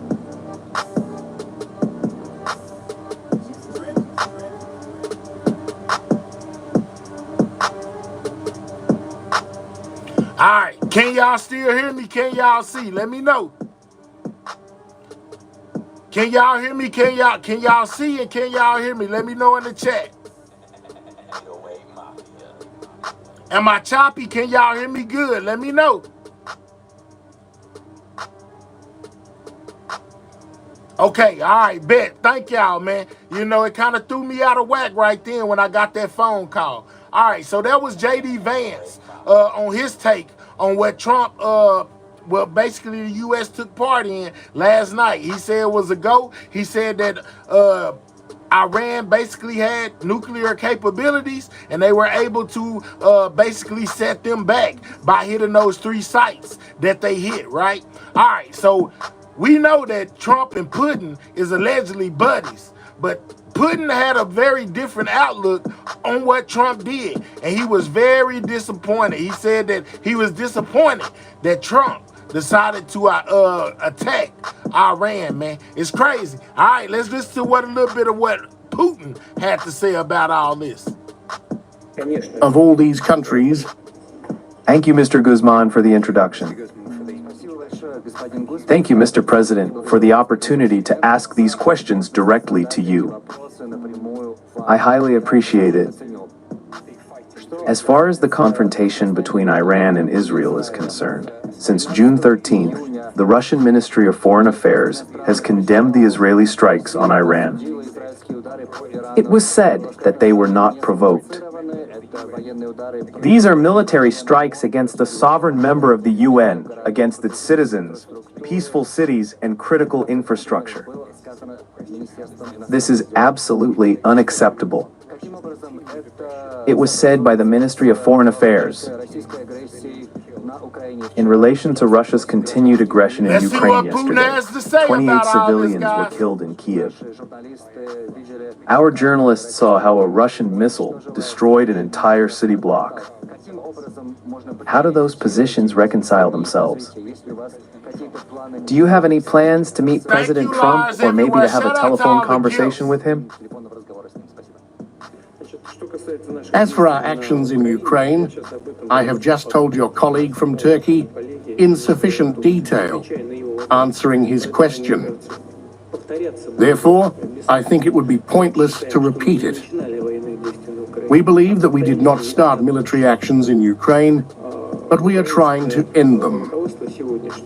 The current Ukrainian leadership started the war on its own territory after the coup that took place in Kiev, using armed forces against the peaceful population of the southeast, then the southeast of Ukraine, against Donbass, Lugansk, and Donetsk, including heavy equipment and aviation. They attacked the residential areas. For some reason, no one wants to remember this today, but it was this policy that led to the current armed conflict between Russia and Ukraine. This is the first point. The second point is that if your journalists had seen how our missiles destroyed entire residential areas, they would hardly have been able to say anything to you about it. They would not have survived. If they had seen something, they would have seen it from the outside. The attack was not on residential areas, but on the facilities of the defense and industrial complex, on the factories that produce military equipment. This is what we are doing. So Trump backs Iran, we are y'all, not keeping and any warns secrets Israel. here. Oh, man, y'all. One of the goals Could of the this be special military WW3? operation is to demilitarize Ukraine. That is, to deprive it of its capabilities and to have armed forces that threaten us. To do this, we must either reach an agreement with them, and we agreed on this during the Istanbul agreements in 2020. Putin says that Russia we also backs agreed on the size of the armed forces that Ukraine might have. We agreed on the number of armies. We agreed on everything. But then, thanks to the efforts of the Western allies of Ukraine, they threw these agreements into the trash, as I said, and decided to fight us to the last Ukrainian and to a complete strategic victory. This is not possible. Therefore, instead of peaceful agreements, we are forced to achieve this goal with the help of the armed forces, namely demilitarization. We will not allow Ukraine to have armed forces that threaten the Russian Federation and its people. Your journalists have seen these blows. And of course, if we do not reach an agreement peacefully, we will achieve our military goals. Therefore, there is nothing unusual here. I hope that I have answered your questions in this regard. As for the Foreign Ministry's statement, I think it is also clear and very transparent, and it refers to international law. This is Putin, guys. Speaking on all this as well as what he got and our agreement with international law, I have just told you our logic. From one step to the next, we believe that this completely complies with the UN Charter.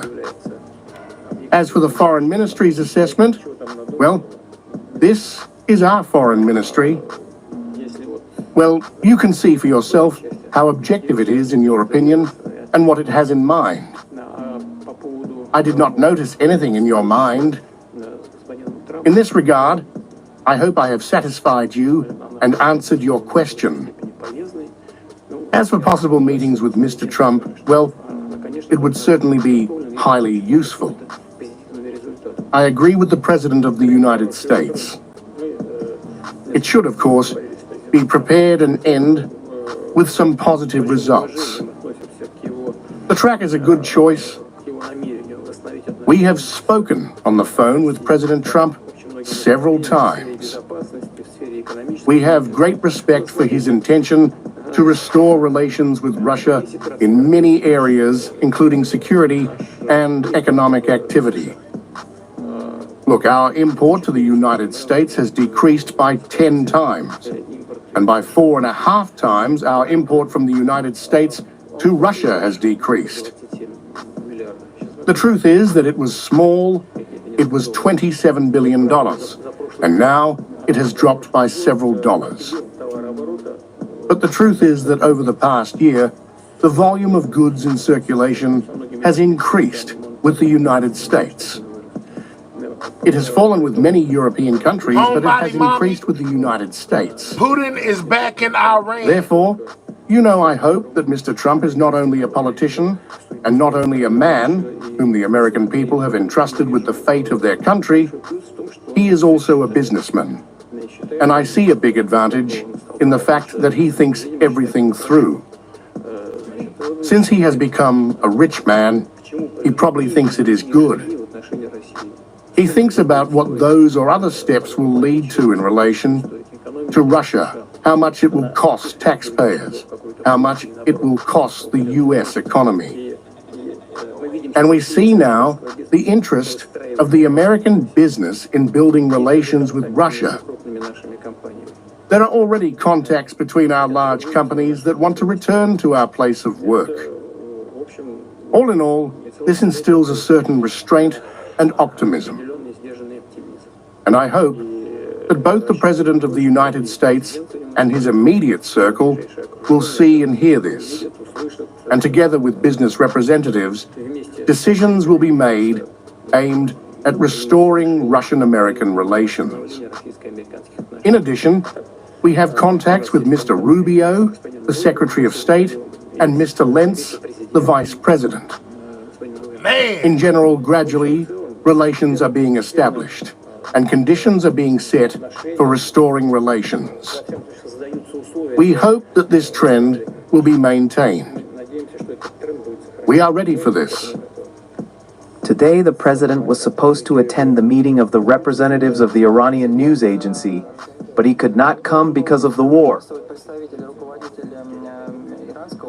But you know that, in response to the previous question, there was a direct strike, a deliberate strike on the building of the state TV and radio company in Iran, in Tehran, and a huge number of journalists died in Gaza from the strikes in Israel. Right now with Putin. Do you have a plan of support for Iran, Mr. Putin? Here you go. I think that the Iranians have asked this question. Will Russia support Iran? I would like to ask this question on their behalf.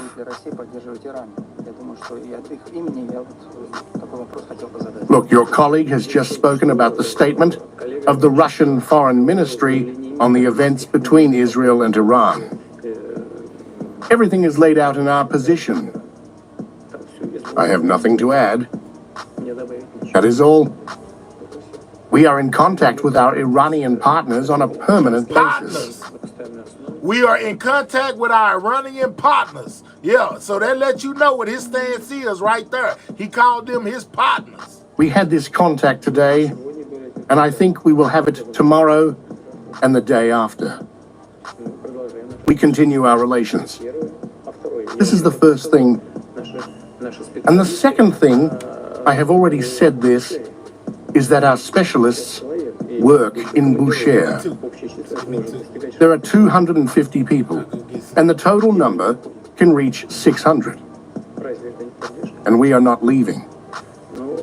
Is this not support? Well, Iran has not contacted us for other support. But I repeat, we have been given the estimates. Mr. President, I would like to return to my first question. Because we are talking about what is being discussed in German society very actively. Well, there you go, guys. He is in support of Olaf Iran Scholz and held a his debate partners. on the delivery of the Taurus rocket. When he was chancellor, and now Chancellor Merz has not yet publicly said what will happen. If Germany were to deliver the Taurus, how would the Russian Federation react to this? I have already spoken about this. I just did not articulate it clearly enough. I apologize for what I said unclearly. In general, we know the background of our relations. We know what happened in the 1940s. We know what happened during the Second World War. And we know how much effort was made by the Soviet Union, the Russian Federation, and Germany to heal the wounds of the past.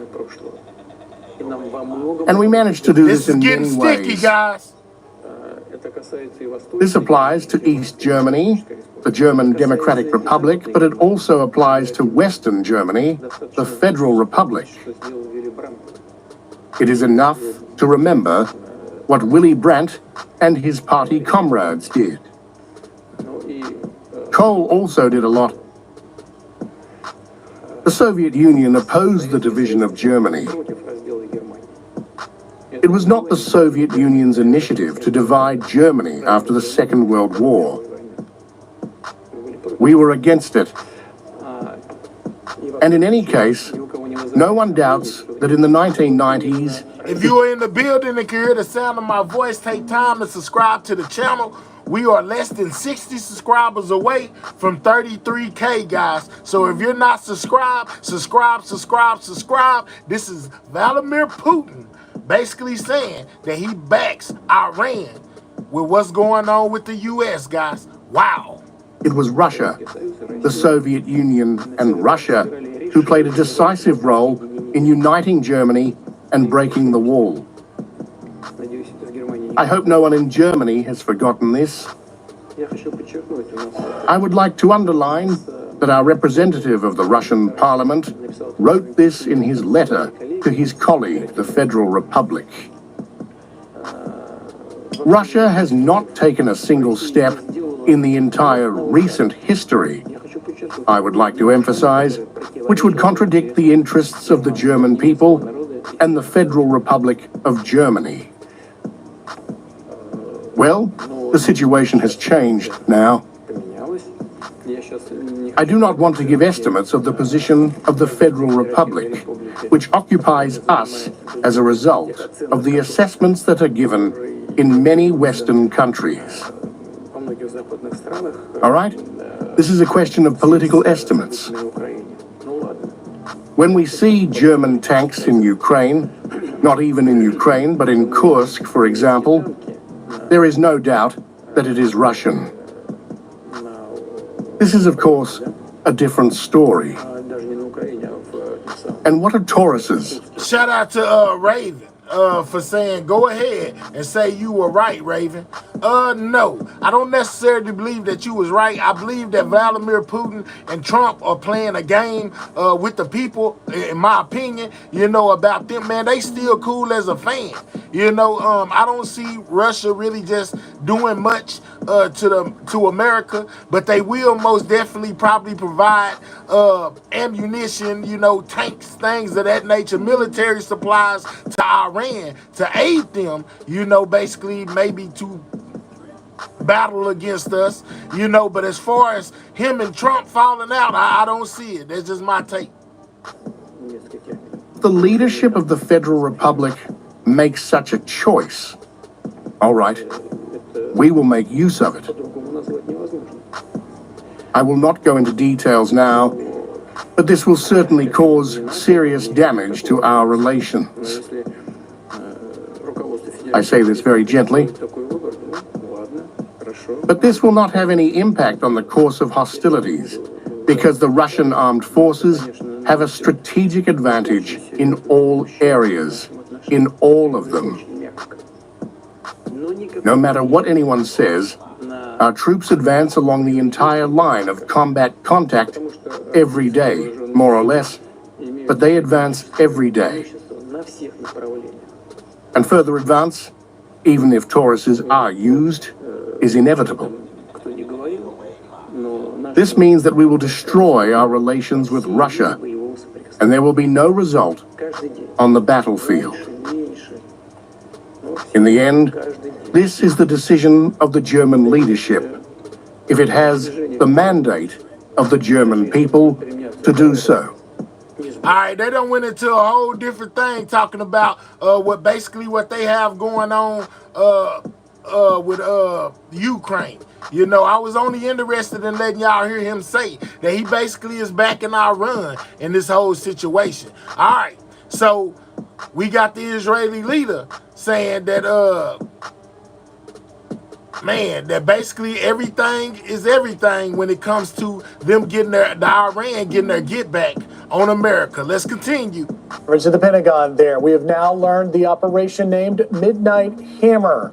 Remarkable details in the operation as the world watched B-2 stealth. So it says that the Pentagon says that that America used 24 plus Tomahawk bombs to hit Iran's nuclear sites, guys. Bombers fly west towards Hawaii and Guam. 7 B-2 bombers, 2 crew members each, refueling, flying east, delivering their targets, hitting their targets. 14 Can we get 400 on that like button, guys? Continue to double tap that screen or click those 3 dots, hit that thumbs up. It helps the channel. Chairman of the Joint Chiefs, Dan Kane, saying that no missiles were launched, no shots fired at our mission, no Iranian planes. Okay, so John says there was They actually simply 30 didn't used. see it. I want to bring back the special report anchor and our executive editor, Brett Baer. Brett, it's remarkable, these details, to learn that we literally got in and out without really being detected, hit all targets.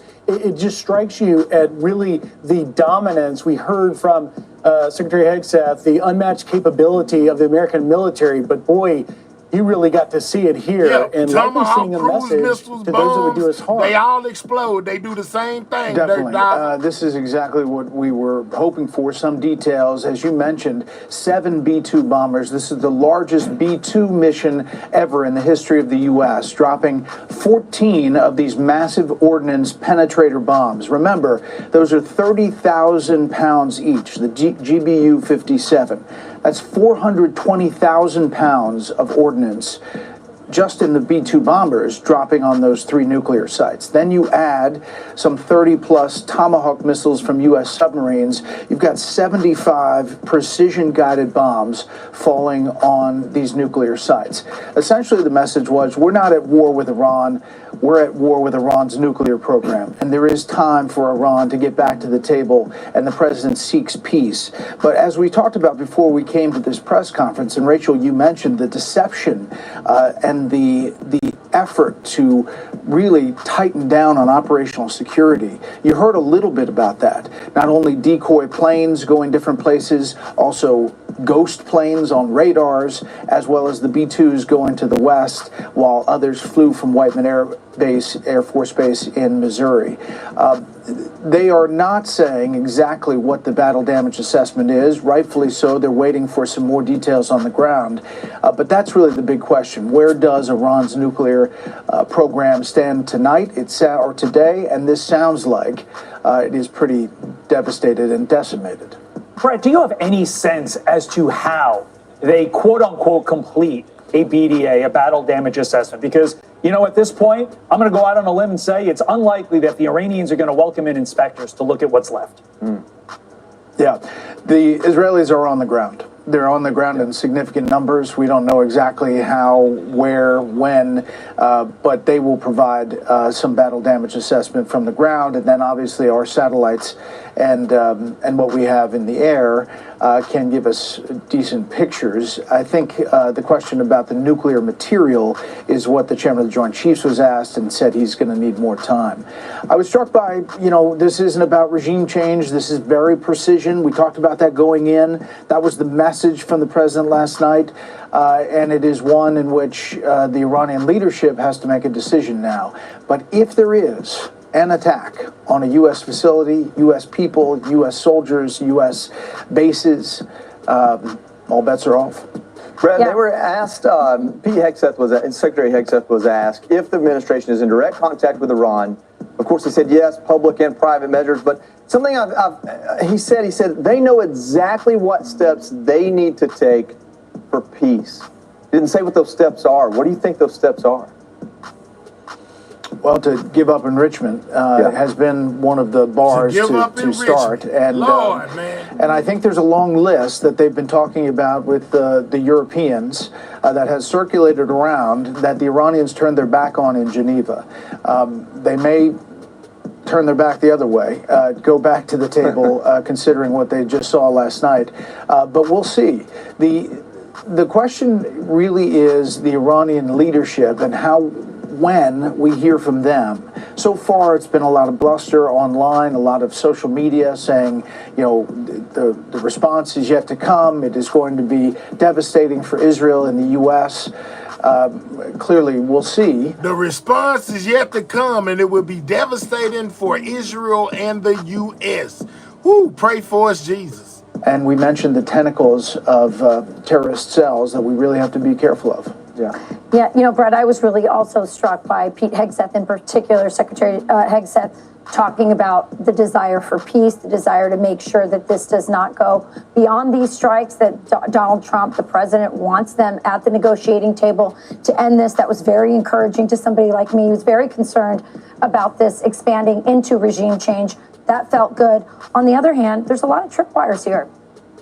We've got the bases that are there that are somewhat vulnerable, despite the threats from the U.S. government saying, don't touch our men.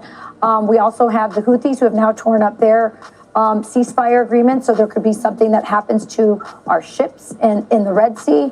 And then, of course, what I'm most concerned about is the fact that we've had 4 years of Joe Biden's open border and these sleeper cells.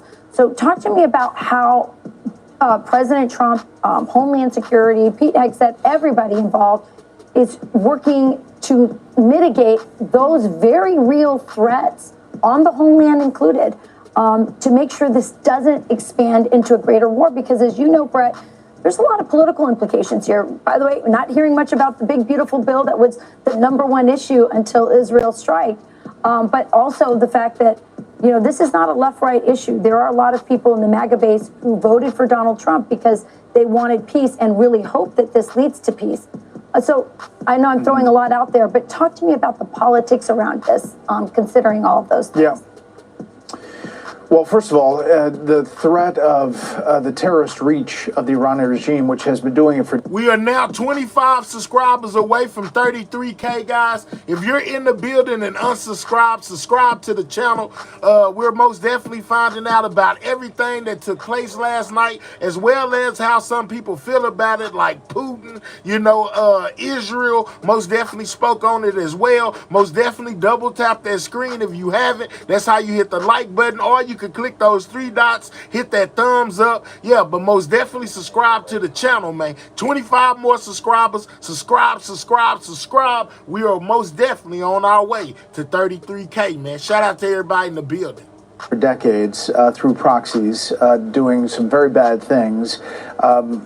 You know, the president came to the conclusion that those tentacles, those terrorist reach elements, with a nuclear weapon or some nuclear, even a dirty bomb, is exponentially more of a threat to the U.S. and to our allies, and decided it was time to act. If you're worried about, you know, the retaliation, imagine the retaliation with Iran with a nuclear bomb. Let's just put that aside. Yeah. There is a higher state of alert. The FBI, the Homeland Security, individual cities have been on higher states of alert since this all happened over the past week or so, but now they'll be even more so. And the amount of strength, military strength we have in the region. We need 8 more subscribers, they're guys. going to do a lot to try to protect those bases directly beyond what is normally done. As for the politics of this, you know, you're right. There is no left and right. There are Republicans who say it's not constitutional. 7 more subscribers, guys. 7 more y'all out there. Subscribe to the channel, man. However, you have Democrats who say this is the right move and it protects the homeland. I think there's going to be a lot of vocal voices. The question is next steps. And right now, the president's signaling that this is a very limited operation unless we just hit 32K, guys. Shout out to everybody in the Israel is not going to appreciate each and every one of y'all. More than we're saying we're going to do.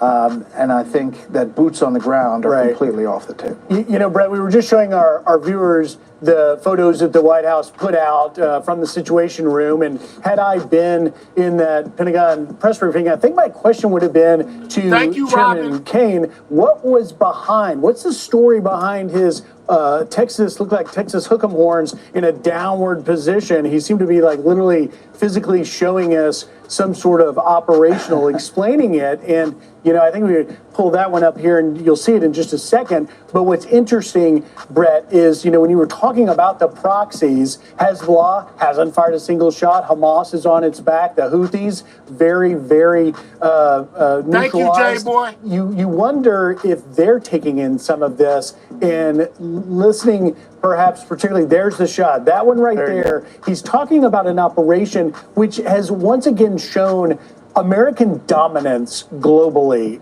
Shout out to everybody in the building, man. I appreciate each and every one of y'all. Yo, it's been a long time coming. It was a long road getting here. I look forward to hitting 50 and 100K subscribers, man. I appreciate everybody that subscribed to the channel, man. You know, we most definitely been grinding over here, reporting on everything news, man. And I know with the help of the people who have subscribed to the channel, and even the ones that haven't yet, we can most definitely turn this into a successful channel. Shout out to y'all. Thank y'all very much. We just hit 33K. Let's go. Yeah, we most definitely doing our big one on the sidewalk.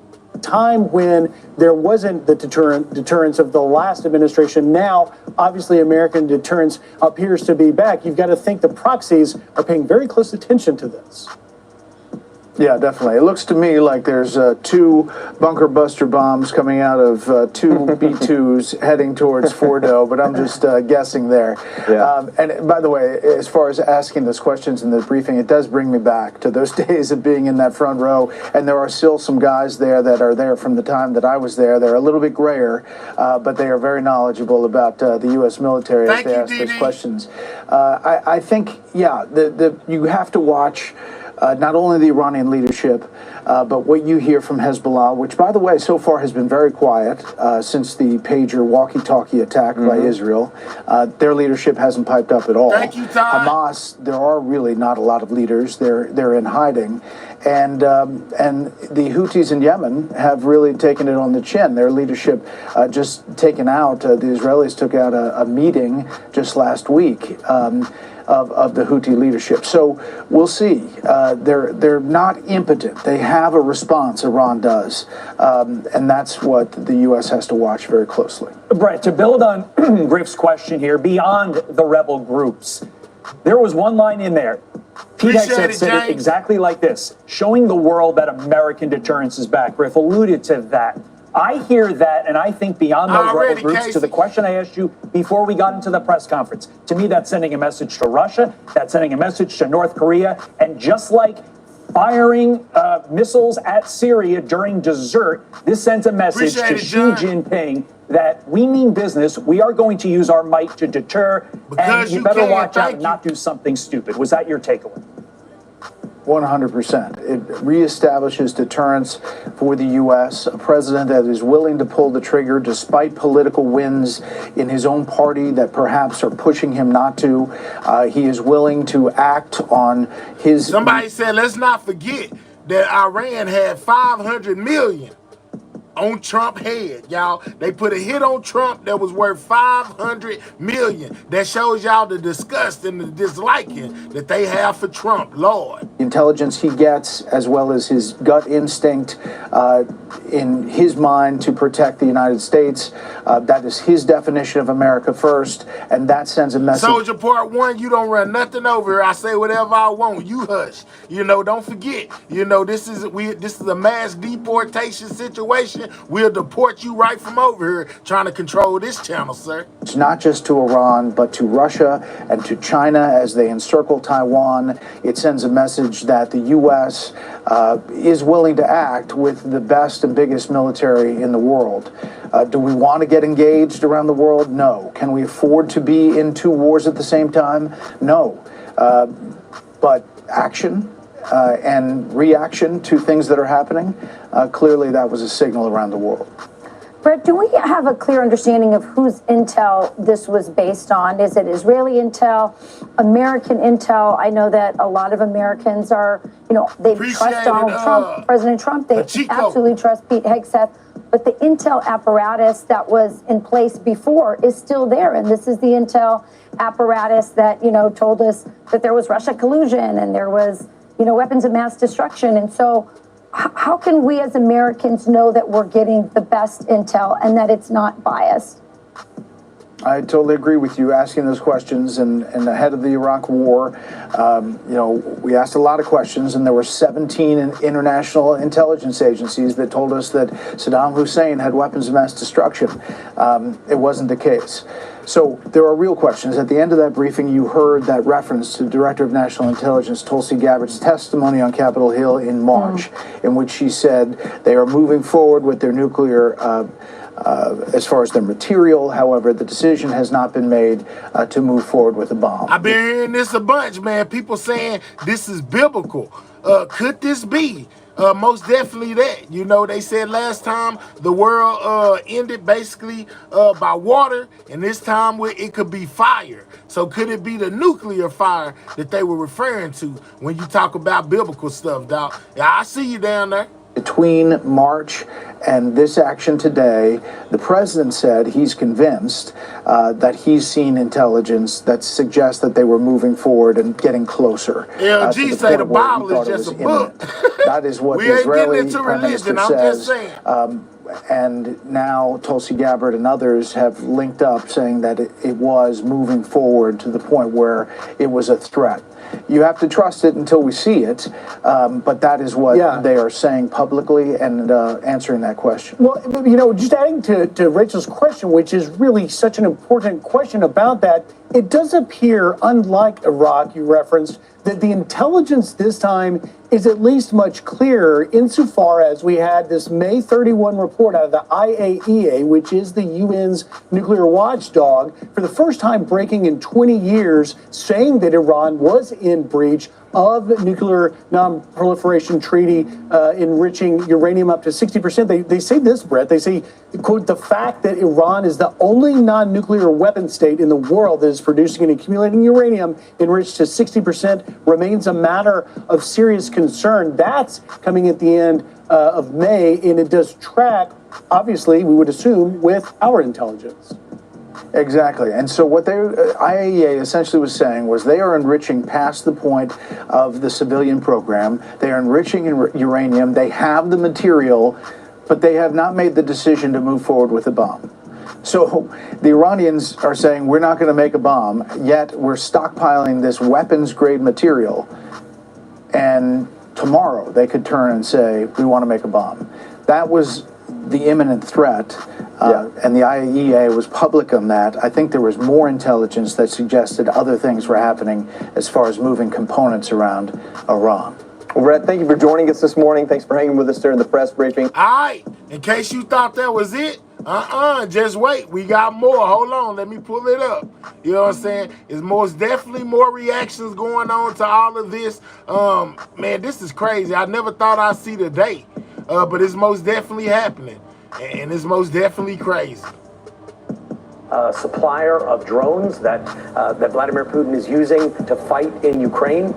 He ran out of artillery long ago, had to borrow some from North Korea, elevating North Korea, which is something he probably was reluctant to do because it only empowers China even more. So he wants to play peacemaker, and Iran doesn't. Now, we hear China again. You know, do y'all think China would get involved in all of this? Will they back a run like Putin did? Have many friends right now.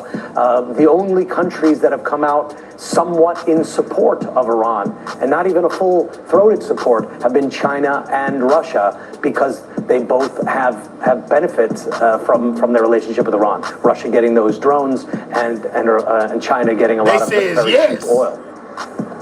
Oh, they will. Y'all believe they will. Okay. We've heard now from the Israeli ambassador to the United Nations just in the last maybe half hour or so. Richard, let me play a little piece of that when he was asked specifically about Israeli ambitions on regime change in Iran. Here it is. Is there a regime change in the plan for Israel? Is Khamenei the Israeli ambassador spoke? We have many targets still. And I think today the question should go to Iran. They should think very carefully about y'all get the likes up. We need 50 more for 500. Very clearly, Prime Minister Netanyahu was very clear about it. They should calculate the steps. Click those three dots, hit that thumbs up, and double tap that screen. Iranian people. I pray that there will be change for the people of Iran, but that's for the Iranian people to decide, not for us. And Richard, that comes as the U.S. has made explicitly clear that this airstrike was not intended for regime change. It was specifically intended to take out Iranian nuclear capabilities. Well, it seems like both Israel and the United States want to have it both ways here. Just the other day, the Israeli defense minister says that the Iranian supreme leader should not exist.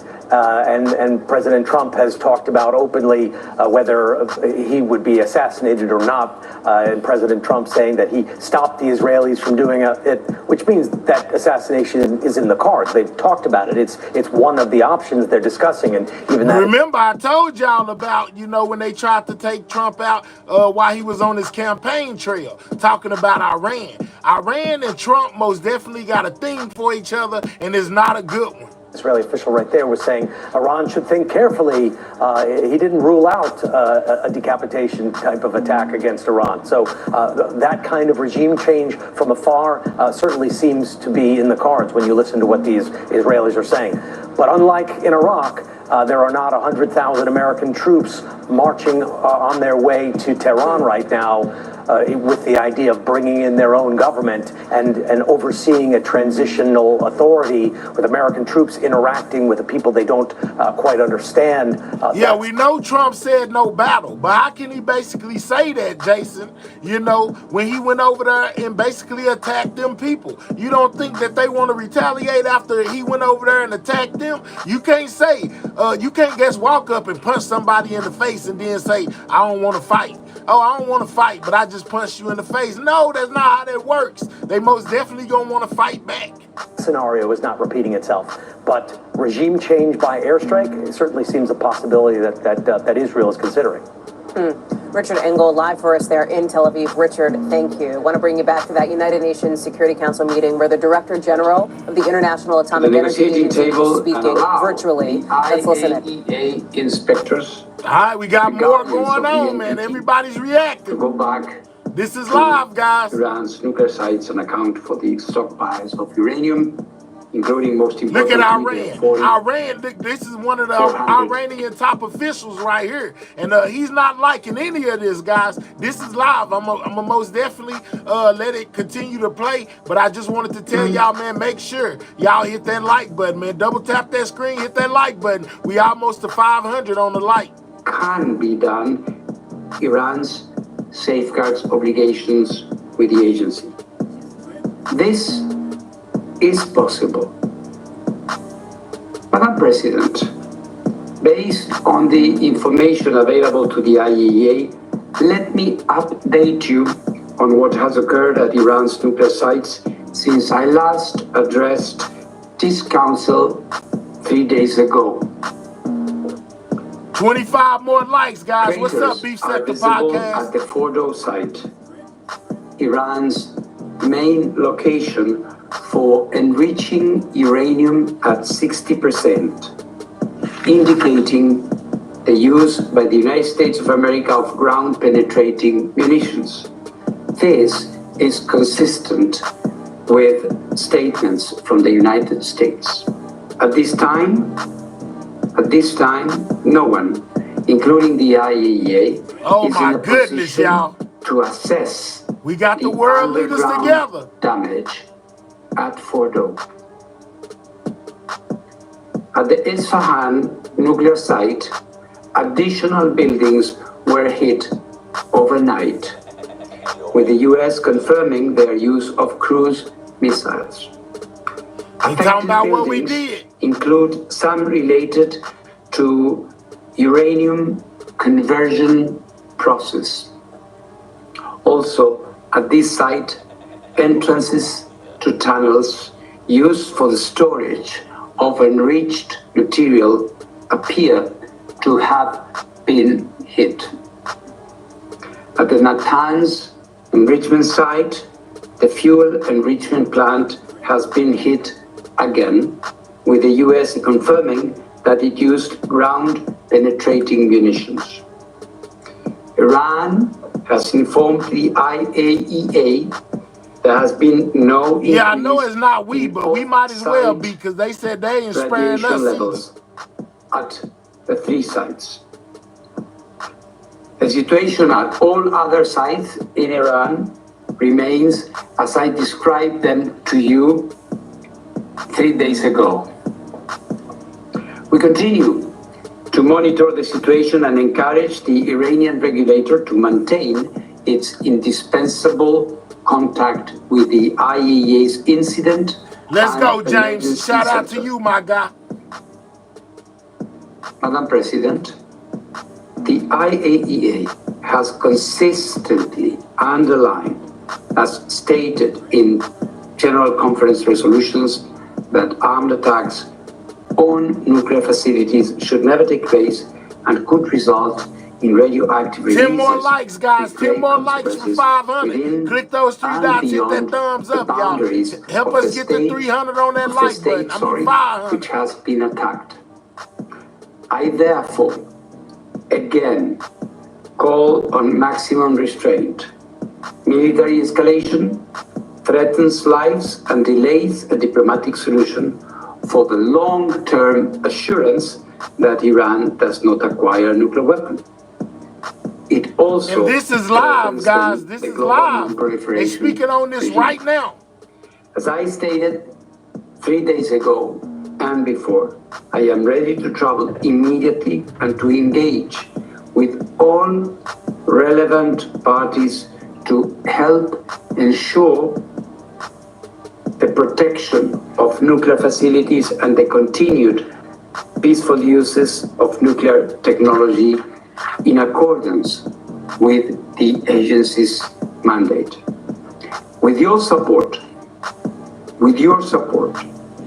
the IAEA can deploy nuclear safety and security experts to Iran immediately, in addition to our safeguards inspectors, wherever they are needed.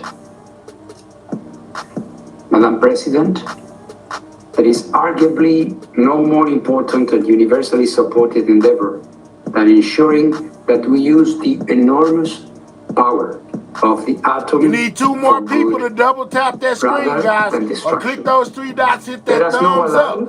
The window to close on diplomacy. We're 2 people away from 500, the non-proliferation regime to fail.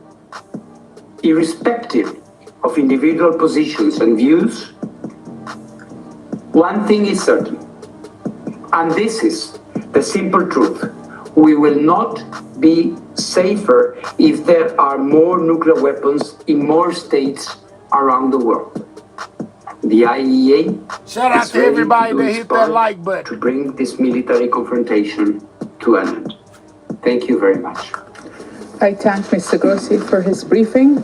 I now give the floor to those council members who may wish to make statements. You have been listening to the head of the International Atomic Energy Agency deliver a briefing to the United Nations Security Council in what is an emergency meeting about what has happened now after these U.S. airstrikes in Iran. A couple of headlines here. You heard him describe the damage that they have assessed at those nuclear sites that the U.S. hit in Iran. At one of them, Isfahan, the buildings, several buildings, also entry tunnels were collapsed, were hit. In Natanz, the fuel enrichment plant hit again. And then critically in Fordo, they said craters were visible. You're seeing some of that in these satellite images here.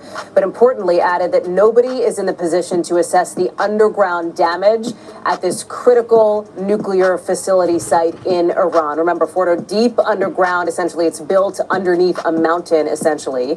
Also saying that Iran has said there has been no increase that they have reported in off-site radiation levels. That had been somewhat of a question in those early hours after the attack, although given the position of Fordo, it did not seem likely that there would have been an increase in radiation outside that immediate vicinity. I want to bring in now NBC News military analyst Colonel Jack Jacobs. Listen, TLDR, right? Top line on that, Colonel. It is still too early to describe specifically what the damage is in Fordo itself after those bunker buster bombs Shout out to Pimp Tight for that 5. Thank you, big dog. For the first time in American military history, those weapons deployed on the battlefield like this.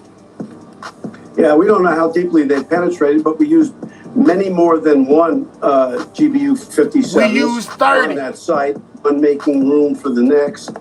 I heard reports of as many as a dozen of these bombs being used in the attack, not all of them necessarily there at Fordo.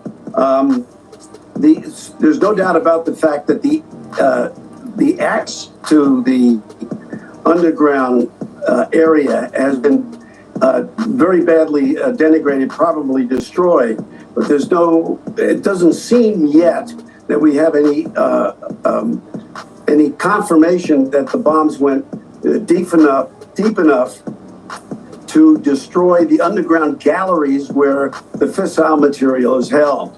It's interesting to note there is no increase in the detected radiation, but that's to be expected in the circumstance in which you've got underground stores that are very, very deep underground. Right. I think one of the things we have to keep in mind. So they saying as at this point, we don't even know if we actually destroyed anything. Nobody has went in there to see. This is live, so I'm finna unpause it. Is that we still have specifics on the damage done at this particular critical nuclear facility. In other words, when you conduct an airstrike there, the U.S. presumably knows, of course, it knows how many bombs it dropped. We know that there were multiple, as you say, GBUs 57s, those bunker busters that were deployed. We know that there were Tomahawks on that third nuclear facility site as well. But how does the U.S. Gather the intelligence to be able to make that battlefield damage assessment? Thank you, Shelley, for that. Well, it's almost impossible to do in a situation like this. I mean, I appreciate you. Thank you. We will have overflights of both satellites and aircraft to take photographs so that they can be evaluated for damage. So a bomb damage assessment can be made by experts who know exactly what they're looking for. But don't forget, the target here is 200, maybe 300 feet underground. It's impossible to tell without an on-site inspection, which is why IAEA was talking about things exactly the way he did. It's interesting to note, by the way, at the end of it, made a plea for, sort of fell down on the side of the United States here, saying having more nuclear weapons is not going to help anybody. And we won't be able to tell what kind of damage was done without an on-site inspection, and that's not going to be done by the United States or its allies. Pull back the curtain on how the U.S. military is preparing now and candidly has been preparing for a while now for the possibility of an Iranian retaliation against troops in the region that are based there. Some 40,000 U.S. military members that are based in that area. We got 40,000 troops that are based around Iran right now. I bet you didn't know that. I didn't either. The component commander, the theater commander has to certify back to the chairman of the Joint Chiefs of Staff each year that each op plan has been checked for being sufficient to achieve whatever objectives have been set for it. One of them is exactly this situation, that is, how are we going to protect deployed forces in specific areas? The local commander also has an implementing operations plan, and that has to be approved too. That includes moving people from locations where they are now to other locations, withdrawing some, revetting some in bunkers themselves, and also having a counterstrike capability in the event an enemy attacks our soldiers in the areas where they're currently located. So all those things have been done, and they've been planned for. And you can expect that if there are attacks, counterstrike by Iran on American forces in the region or any other place, that there will be there'll be retribution by the United States on Iran. What those targets will be remains to be seen, but we have operations plans for that as well. And they've existed for a long, long time. I can tell you, at least 30 or 40 years, those op plans have existed. Colonel Jack Jacobs, we're glad to have your expertise, as always, here with us on our coverage here on NBC News. Thank you. Let me bring in Bradley Bowman now, Senior Director of the Center on Military and Political Power at the Foundation for Defense we of know, Democracy. guys, on the He's also a situation former that's going Army on right officer. now. Bradley, we appreciate you being on with us here. You have been listening now to some of the developments throughout the course of the day. We heard from President Trump overnight, late Saturday night, I should say, East Coast time, and then again from his top military officials this morning. What stands out to you as far as what you're waiting for over the course of the next 48 to 72 hours with that Iranian response, as the Colonel was just discussing? Thanks for the opportunity to join you. You know, the president gave a pretty clear and forceful presentation last night, sending clear messages to Tehran that if they are to retaliate against Americans, that there will be an even higher consequences for Iran. So really, the key thing I'm watching is always how that threat the of them Islamic Republic of retaliating. Iran What's up, decides to Ms. D? respond. And they're in a bit of a dilemma here, right? Because they politically need to respond to show that they're not weak primarily for domestic political consumption purposes and credibility. But I think at this point, a reasonable observer would have to say that Trump means what he says, and that if they attack U.S. troops in Iraq, for example, or elsewhere in the Gulf, or even hit Americans at home or soft targets abroad or our diplomatic facilities, that President Trump will respond and respond with even greater force. And frankly, both Israel and the United States now have the means to hit anything we want in Iran, above ground or below ground. And the Supreme Leader and other key advisors in Tehran know that. So it's really, that's the main thing I'm watching, is how Iran decides to respond. There was also, as it's been made clear from Israeli officials as well as U.S. officials, coordination between the U.S. and Israel on these strikes. The U.S. making clear this was an American operation. We heard the chairman of the Joint Chiefs of Staff, General Dan Kane, be explicit about that. But it is also clear that Israel was involved in some capacity. The complete rundown of what we did right there on the screen, guys. Right. So, I mean, the U.S. and Israel have long-standing, deep, and wide military-to-military relationship.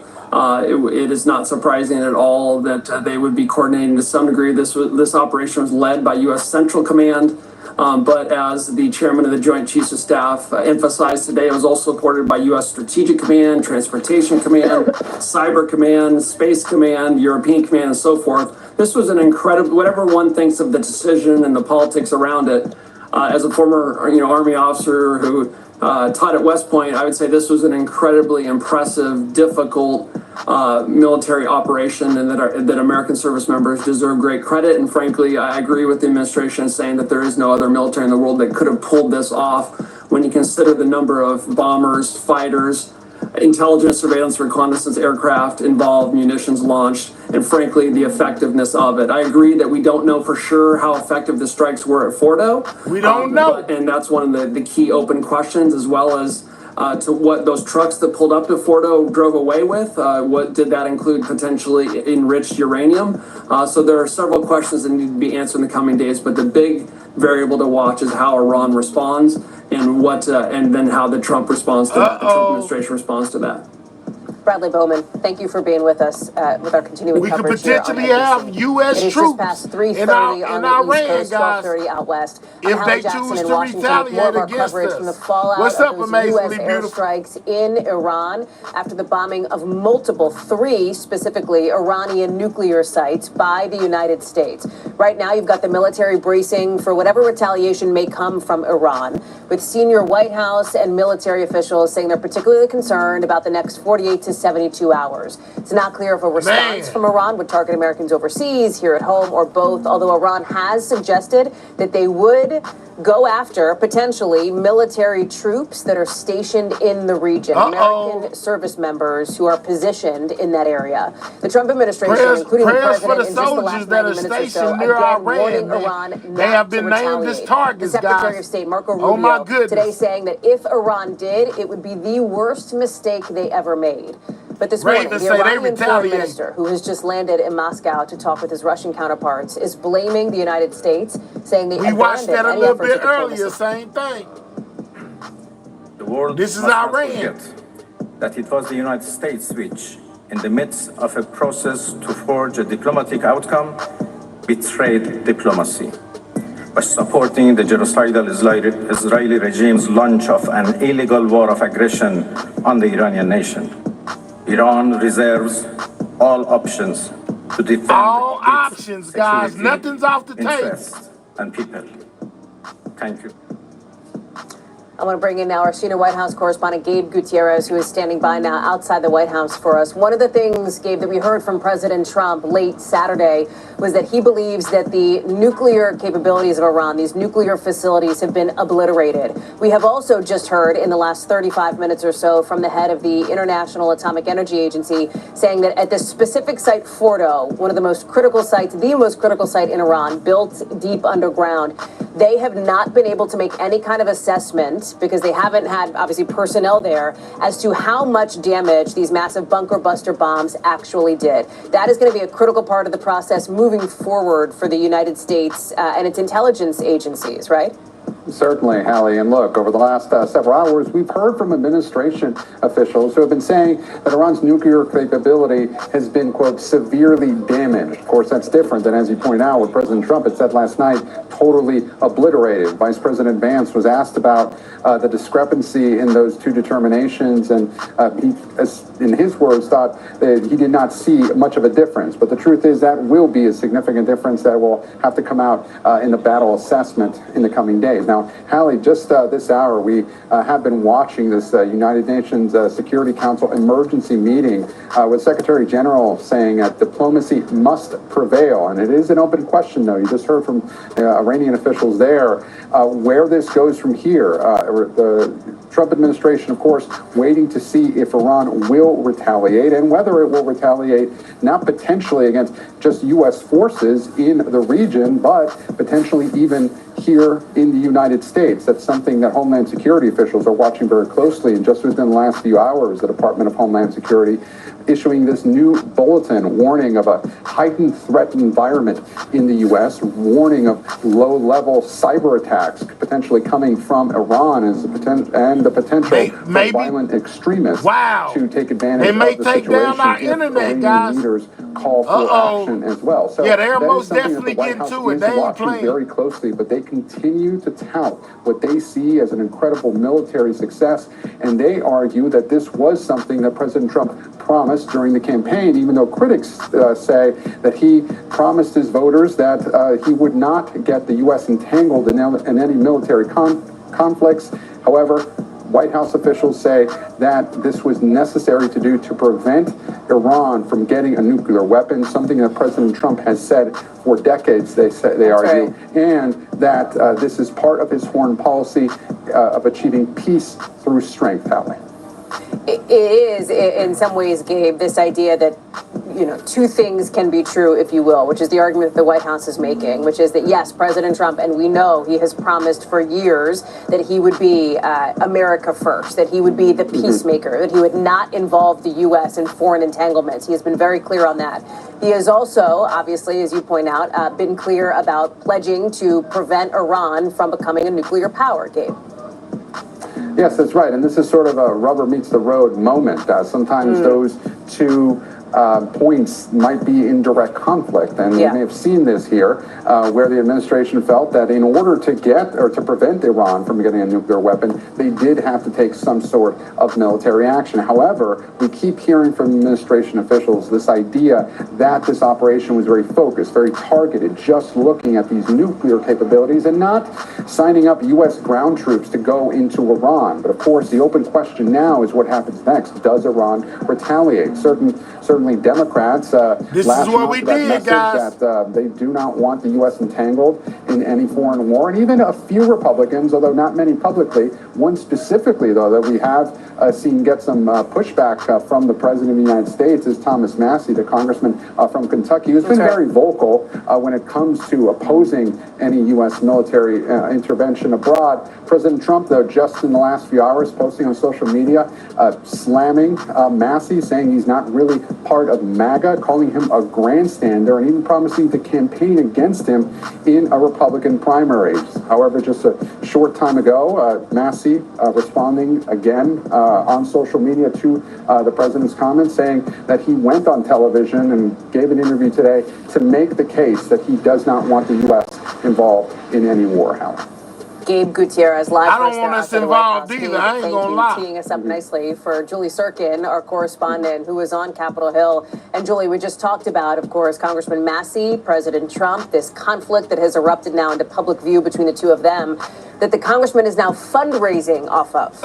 Supposed to be amazing. And this is nothing new. I think Massey at this point expects the ire of the president because he has also crossed him on other issues, including that so-called One Big Beautiful Bill that, by the way, Congress is very busy addressing right now as we speak. So it's interesting and notable that he is now fundraising off of this, though not the first time that Massey has done so off of one of the president's Truth Social posts. But I think what Gabe's saying and what you've laid out here is exactly right. There are divisions emerging. There there are cracks emerging on Capitol Hill. We also saw a very lengthy post from Congresswoman Marjorie Taylor Greene, who also opposes foreign wars. She calls this the battle of the neocons. And of course, what the neocons would say is that they are not the ones who are at fault here. It is the isolationists, it's Green, it's this kind of thinking that we don't need to be involved in these situations. On the flip side, though, you have Republicans like Senator Lindsey Graham, who was on with Kristen Welker this morning defending the administration and defending, more notably, because of the conversation we're having now, the administration's right to do this without notifying all 535 members of Congress,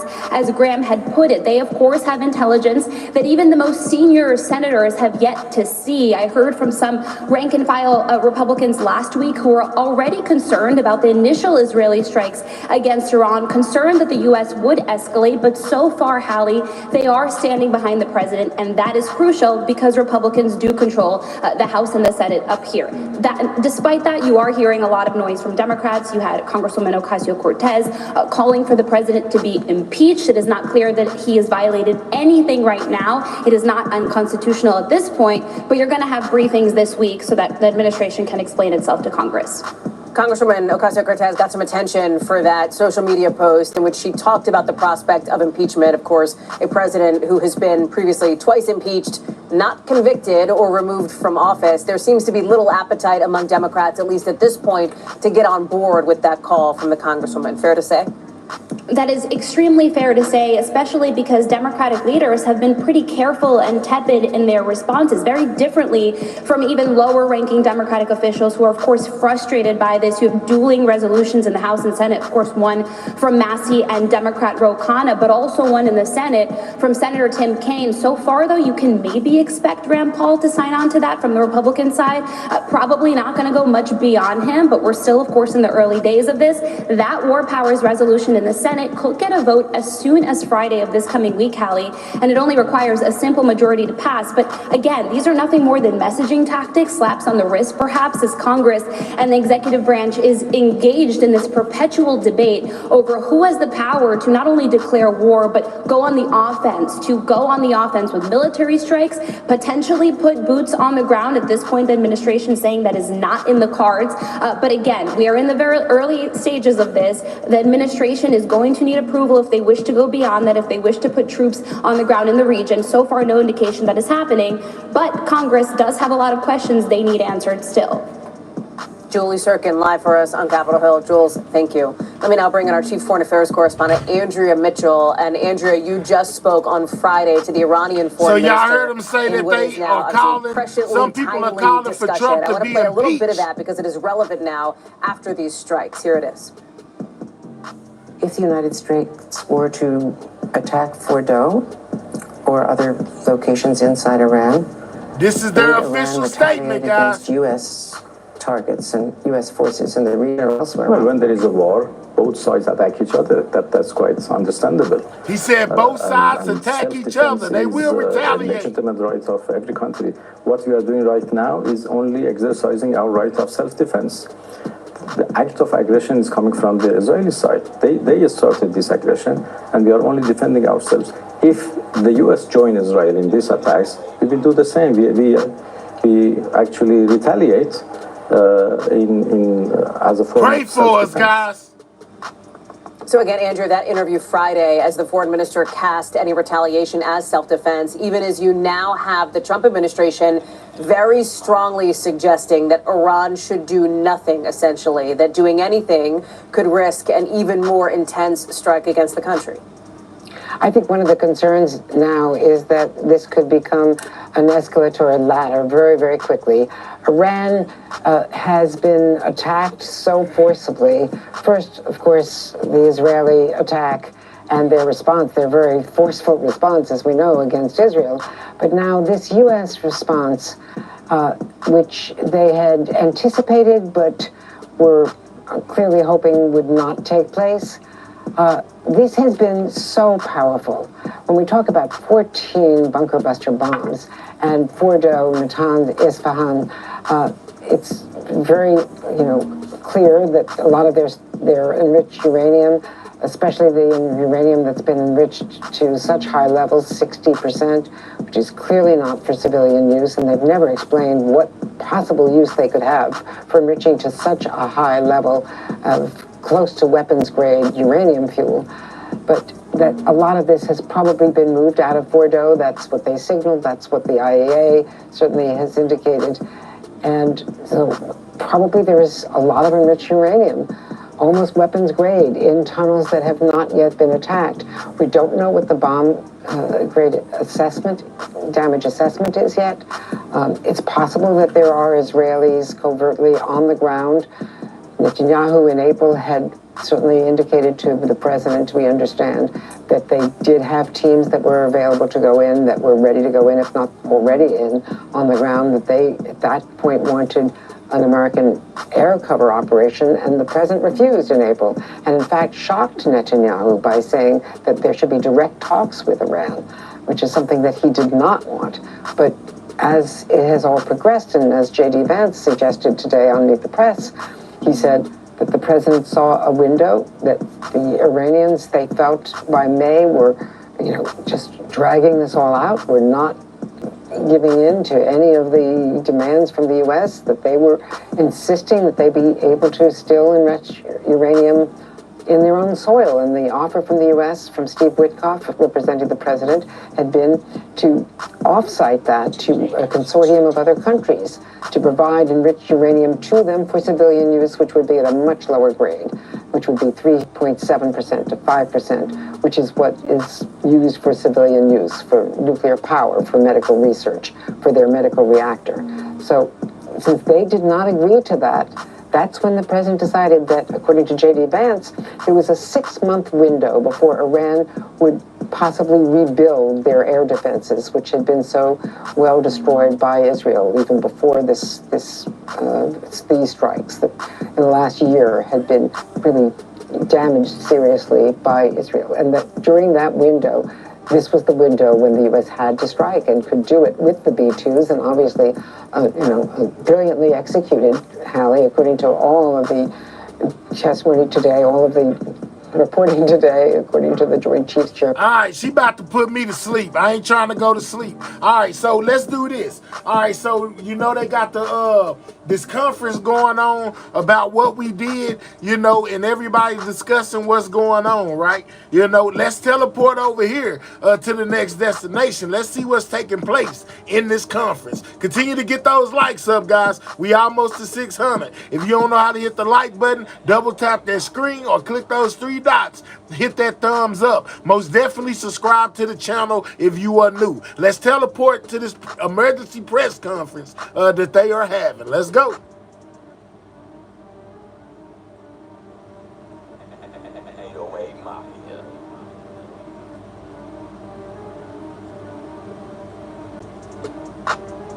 Sovereignty, security, and territorial integrity. It has exacerbated tensions in the Middle East. We got China. A heavy blow to the international nuclear non-proliferation regime. The international community must uphold justice and make concrete efforts to cool down the situation and restore peace and stability. In this connection, I wish to put forward 4 appeals. First, we call for an immediate ceasefire and ending the hostilities. In the context of the abrupt escalation of tensions in the Middle East, China is deeply concerned about the risk of the situation getting out of control. The parties to the conflict, Israel in particular, should reach an immediate ceasefire to prevent a spiraling escalation. That's Israel right there, guys. Avoid the spillover of the war. The parties concerned should abide by the law, curb the impulse to use force, and avoid exacerbating conflicts and adding fuel to the fire. Second, we call for effective protection of civilians. The ultimate victims of all conflicts are the innocent people. China is deeply saddened by the large number of civilian casualties caused by the conflict. Civilians and civilian facilities must not become targets of military operations. And the bottom line of international humanitarian law must not be breached. Parties to the conflict should place the interests and well-being of the people of the countries in the region above everything else, and make every effort to avoid harm to innocent civilians and refrain from attacking civilian facilities. Third, we call for commitment to dialogue and negotiation. Peace in the Middle East cannot be achieved by the use of force. Dialogue and negotiation are the fundamental way out. At present, diplomatic means to address the Iranian nuclear issue haven't been exhausted, and there's still hope for a peaceful solution. Parties should stay firmly committed to the political settlement of the Iranian nuclear issue and work to bring it back onto the track of a political solution through dialogue and negotiation, with a view to reaching an agreement acceptable to all parties. And I don't got nothing to do with that, talking about sound quality. That's the person translating what your China man is saying. If they want to turn him down, they'll turn him down. I got nothing to do with that. She's just translating what he's speaking. So if it's something with the sound quality, take it up with the emergency meeting people who set this all up, not me. Fourth, of the resolution, calling for an immediate and unconditional ceasefire, the protection of civilians, respect for international law, and engaging in dialogue and negotiation. We hope that Council members can demonstrate their strong sense of responsibility by jointly supporting the draft resolution to enable the Security Council to fulfill its responsibilities for the maintenance of international peace and security. China stands ready to work with the international community to foster synergy, uphold justice, and make unremitting efforts to restore peace and stability in the Middle East. Thank you, President. I thank the representative of China for his statement, and I now give the floor to the representative of Greece. Thank you, Madam President. Let me start by thanking the Secretary General for his introductory remarks, as well as Assistant Secretary General Gencha and Director General Grossi for the informative and timely briefings. Madam President, this is the third time in 10 days that this Council has been convened in an emergency meeting, and rightfully so. Let's go. Tell him, Shelley. The situation is now more dangerous than at any point since June 13th. Shelley say, chat, don't be cheap. Show the man some appreciation. Send some super chats. Let's go, Shelley. We have taken note of the military action against nuclear-related sites in Iran and are monitoring with concern the evolving situation very closely. Madam President, allow me to raise the following 3 points. First, we reiterate our call upon all parties to show restraint. There is no need for more violence, especially given the potential grave consequences. It is critical for the IAEA inspectors to be able to resume their activity. Thank you, to check on the status of the stockpiles of enriched uranium, as well as of the remaining enriching capabilities of Iran. This is essential as the global non-proliferation architecture and regional and potentially global security come under intense stress. Second, I must reiterate a strong concern over the nuclear program of Iran, which should never be allowed to have nuclear weapons. We have time and again warned against non-compliance with the legally binding safeguards and JCPOA obligation.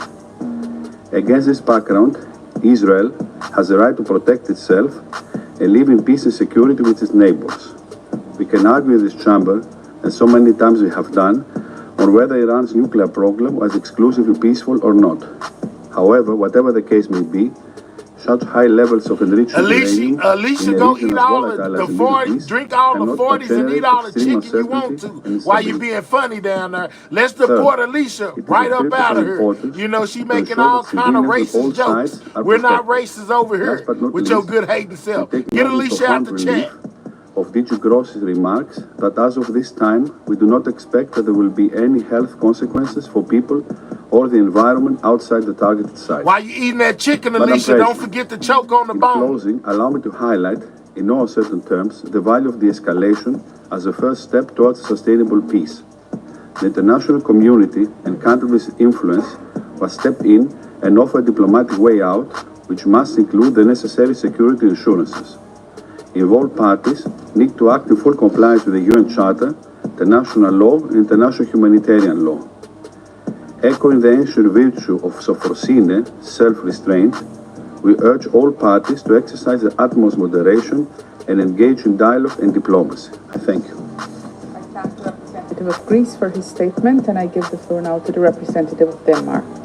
Thank you, Madam President. Mark, the meaning of what we're watching is the leaders of different places basically conversating about what America did last night when we attacked Iran. That is the meaning, We're Mark. meeting again today as the situation in the Middle East continues to escalate. Attacks between Israel and Iran have continued since our last meeting on Friday. Civilian casualties and widespread suffering continue to rise on both sides. Last night, a targeted operation was carried out by the United States against 3 nuclear facilities in Iran. The continued escalation in the Middle East is a cause for great concern and poses a grave risk to international peace and security. Madam President, Denmark urges all parties to abide by the obligations under the UN Charter and international law. All parties must ensure protections of civilians and civilian infrastructure in line with international humanitarian law. Furthermore, and keeping in mind the words of Director General Proxy 2 days ago to this Council, all action should be taken and the necessary restraint shown to reduce the risk of nuclear accidents, which could have devastating effects for the civilian population and the environment. Madam President, Denmark has persistently underlined that Iran must never acquire a nuclear weapon. That would be a serious threat to regional and global security. We have repeatedly expressed our concerns about Iran's accelerating nuclear trajectory and the fact that the IAEA is unable to assure that the Iranian nuclear program is exclusively peaceful. We welcome that the IAEA continues to monitor the situation and provide information on the nuclear safety and security implications. And we stress the importance of continued and timely exchange of information between Iran and the IAEA regarding issues related to nuclear safety, security, and safeguards. Madam President, the current trajectory is unsustainable and fraught with danger, not only for the region, but for international peace and security at large. De-escalation is not only necessary, it is urgent.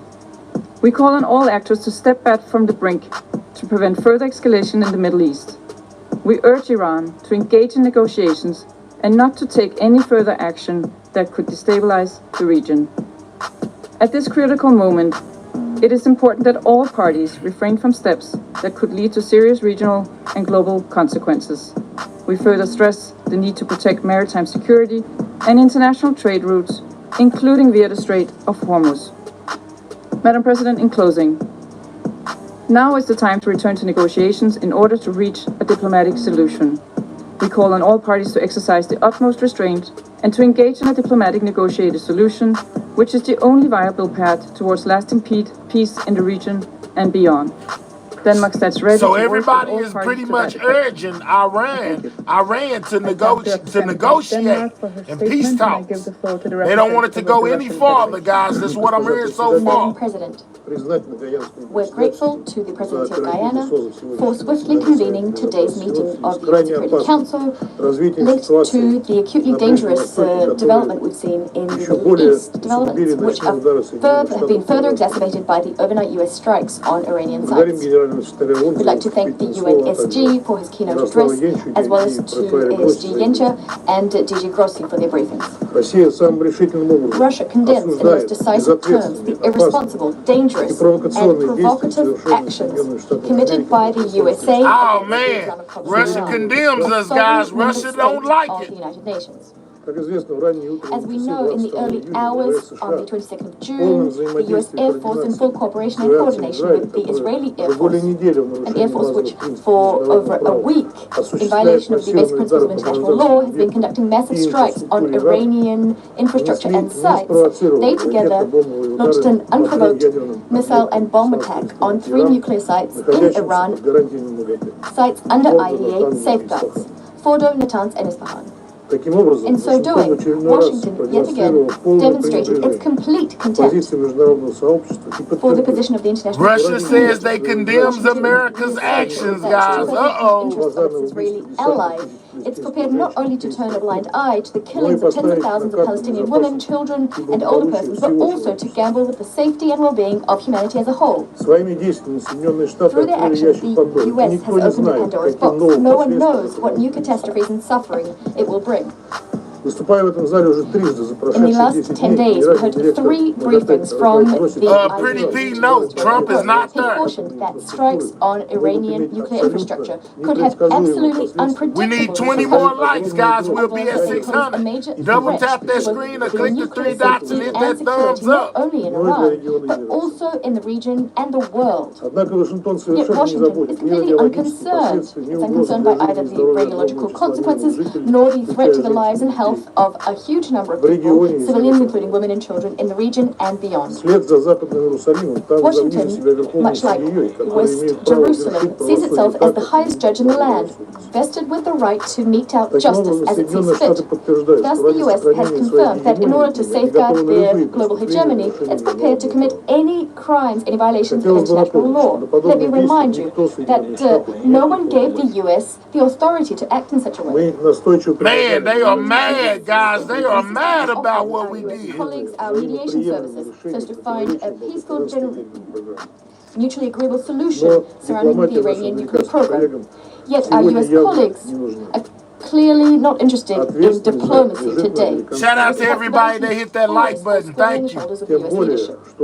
Especially given that it was the U.S. leadership that not only publicly acknowledged its responsibility for these actions, but actually flaunted it, demonstrating wholesale disregard for the norms of international law and the UN Charter, as well as Security Council resolutions, including Resolution 487 and Resolution... They said we disregarded universal law, guys. Doesn't sound good. Doesn't sound good. We heard from many delegations, including the closest allies of the U.S.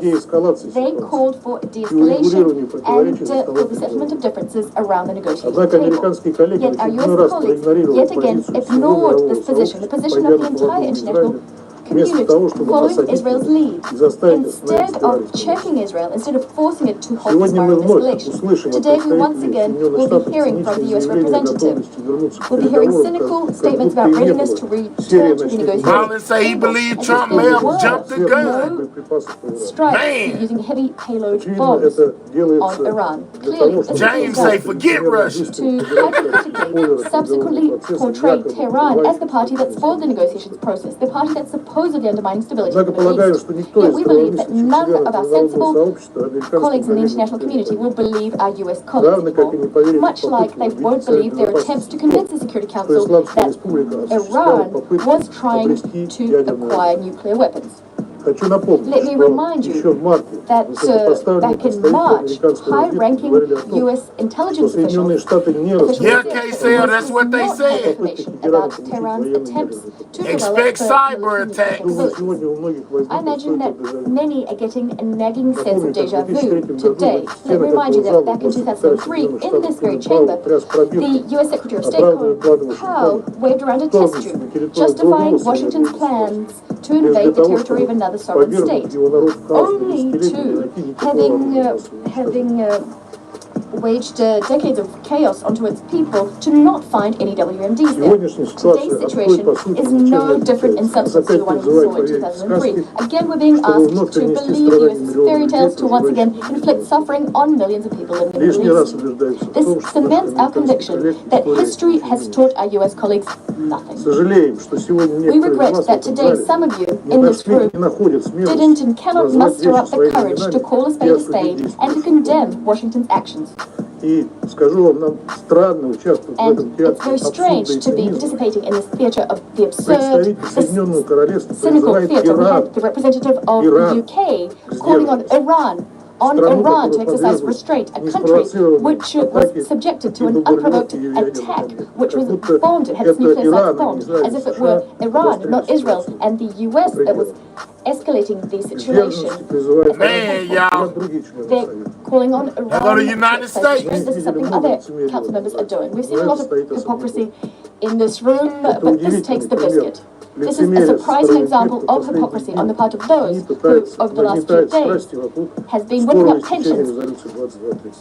What's up, Colin? Resolution 2231, which will soon expire. Madam President, throughout the last week, we witnessed a new, highly dangerous wave of escalation. Last night, the situation became wholly unprecedented in nature. The radiological repercussions of the U.S. attacks remain to be assessed, and we're counting on the IAEA and its Director General to issue a clear-cut, professional and impartial analysis of the situation, including by presenting an objective report at the emergency session of the Board of Governors of the IAEA. Yet it's already clear that strikes... Yeah, Andrew, I will most definitely talk throughout the video. If you don't like it, find you another channel to go watch, man. We ain't here to please you. We here to keep the channel good. So most definitely my commentary is most definitely necessary. You know what I'm saying? Moderators, load up them rockets. It looks like we got somebody that might need to get deported because they worried about what I'm saying and not the content and how much I talk. If you don't want to hear me, go watch it on Fox. Holla at you. Iran's nuclear sites. Russian Federation, as a responsible state and a permanent member of the Security Council, cannot abide such a scenario. We cannot support it. Iran, as per the NPT, has the right to develop its civilian nuclear program. Overnight, the US has de facto nullified years of diplomatic efforts aimed at ensuring compliance with this fundamental principle. Agreeing with the legality of US actions is tantamount to thank you, Island Vibe. All of the international community's advances on this front. And since we talked about the importance of the NPT and the global non-proliferation regime today, I'd like to remind you that Israel has not yet acceded to the NPT. Thus, there cannot be a comprehensive IAEA inspections program vis-a-vis Israel. As for Iran, exactly, Elvis. In keeping, Хочу напомнить, что Израиль так и не присоединился, соответственно, Israel has not acceded to the NPT, so no comprehensive IAEA inspections program vis-a-vis Israel is being implemented. Иран же, как был, так и остается самым проверяемым МАГАТЭ государством в мире. Remains the most monitored IAEA state in the world. And instead of supporting Iran, we're getting bombardments of this country, including its civilians. This is a country, and this is being done by a country which has in principle refused to sign the NPT. This is an outrageous, cynical situation. It's very strange that the IAEA DG did not say a word about this. Nor did he call on Israel to join the NPT, not once. Madam President, I think that everyone in this room can see full well that unless we stop the escalation, the Middle East will find itself on the verge of a large-scale conflict with unpredictable consequences for the entire international security system. Plus, the entire world might end up on the verge of a nuclear disaster. We call speed it up, Russia. Speed it up. Speed it up, Russia. Y'all talk more than anybody. Lord, have mercy. Speed it up, Russia. Lord. Diplomacy and the negotiation process.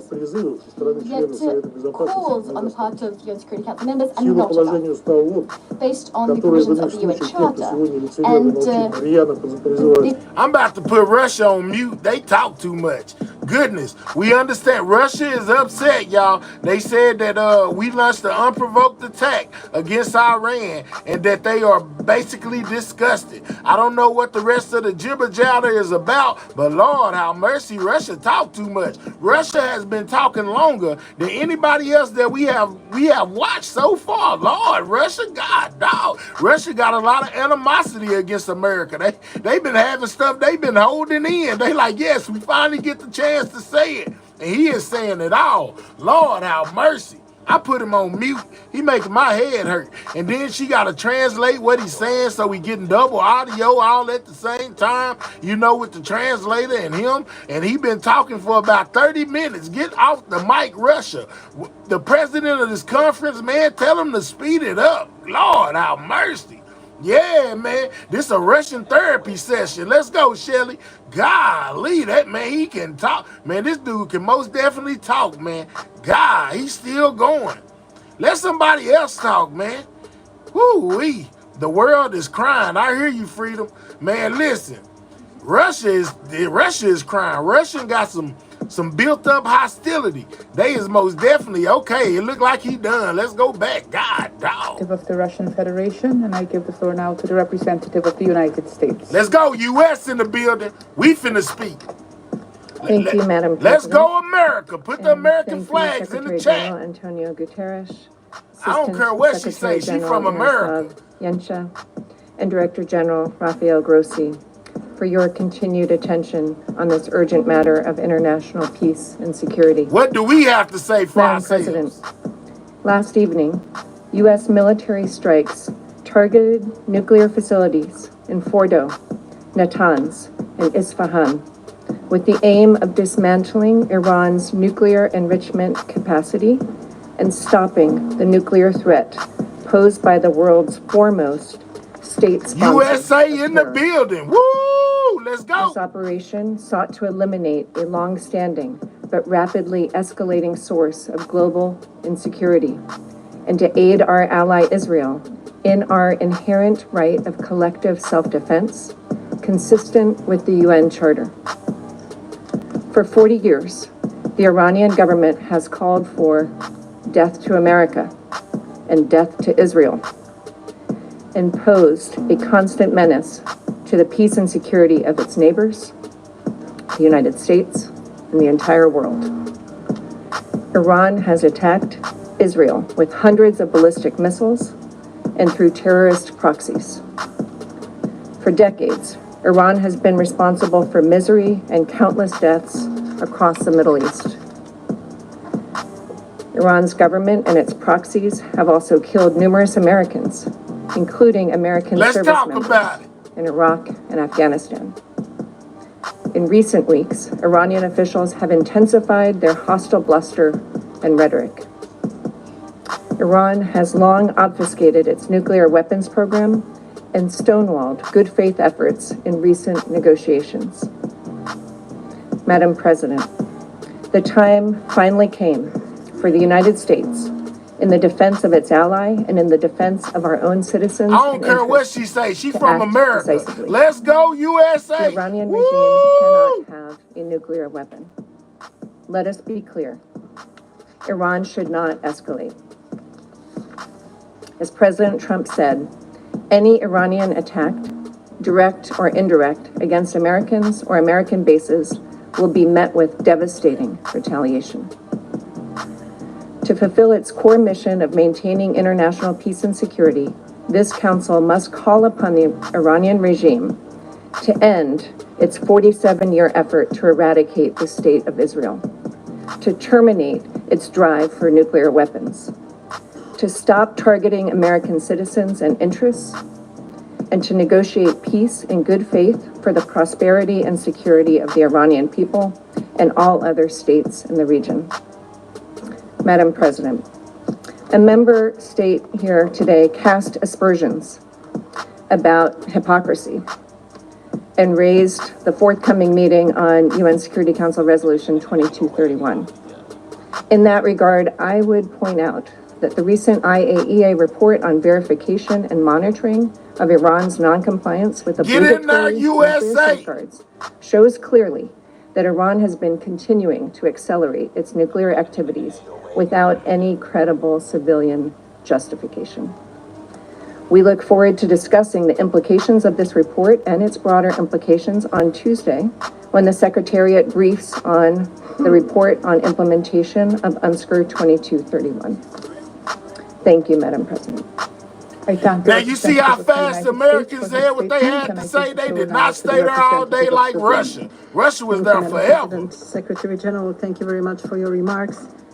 And thank you also to Director General Grossi and Secretary General, Assistant Secretary General Yincha for their briefings.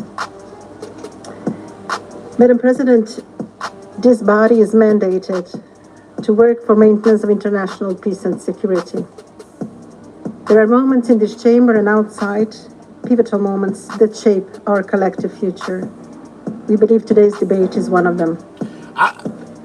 She said that we ain't backing down, Freedom. That's what she said. And she said it in English. To further exacerbate an already extremely dangerous and unstable regional situation and is threatening international peace and security.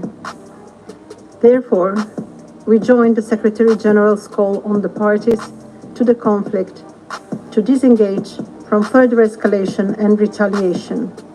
We call for an immediate ceasefire. Madam President, we further call on the parties to the conflict to respect the UN Charter. Jean, who you talking to, Jean? Jean, Who you talking to? You know what I'm saying? Let me know in the chat, Gene. Don't touch him, y'all.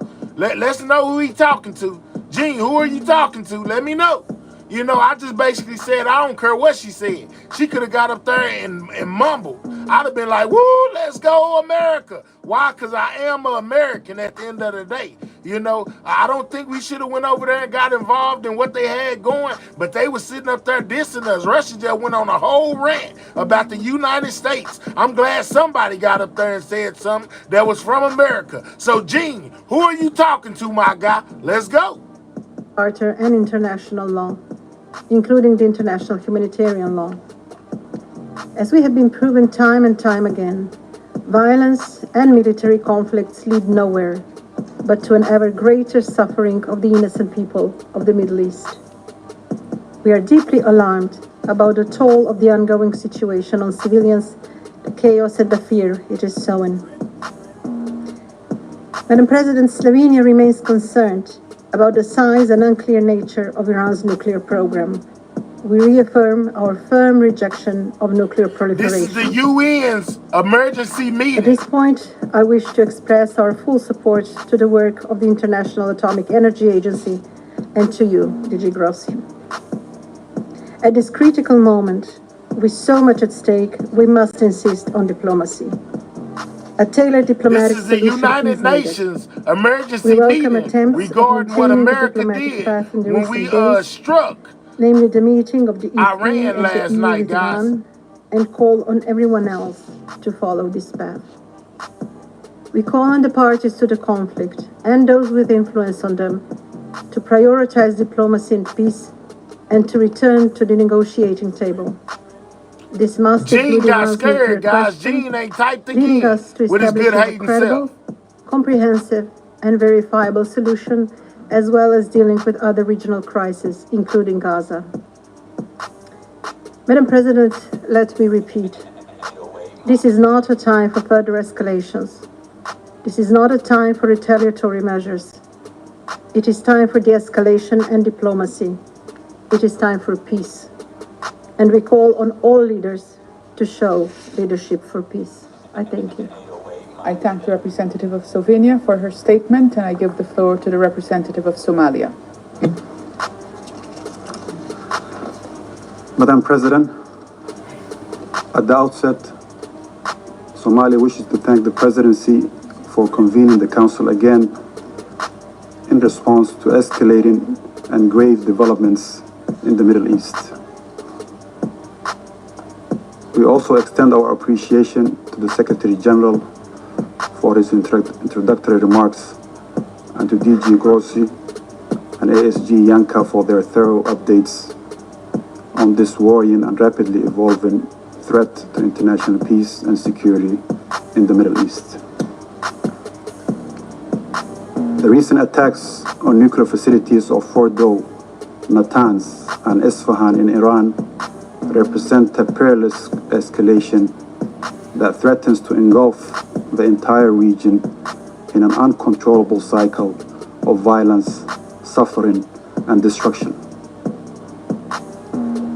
Somalia condemns any acts of aggression that violate the sovereignty and territorial integrity of member states. Such actions are in clear contravention of the principles enshrined in the Charter of the United Nations. Pretty much, Dilbert, that's what it's looking like. It's about to be WW3 around here. Or use of force against any state.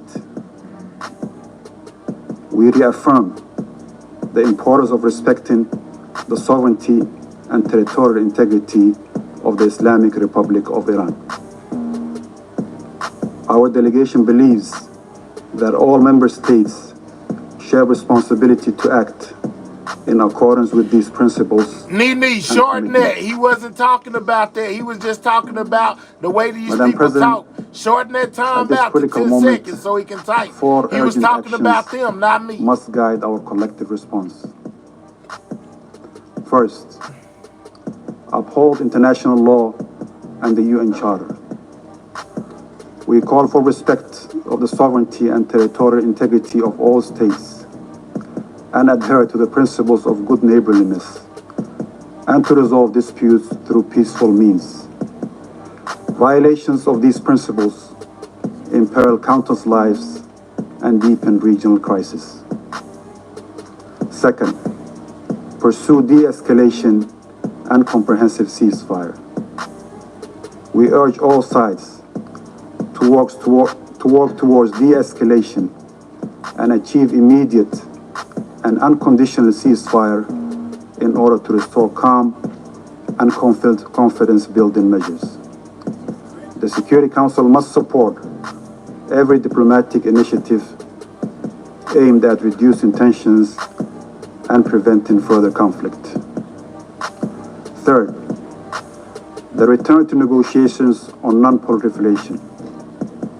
Somalia reaffirms the urgent necessity of returning to negotiations regarding the Iranian nuclear program. Our delegation believes that the only viable path forward is a swift recommitment to talks on non-proliferation in line with relevant international treaties. Come on, Somalia, speed it up, We speed further it up. reiterate You're talking slow. our call for the establishment of a Middle East zone free of nuclear weapons and for all regional states to join the Treaty on the Non-proliferation and Nuclear Weapons.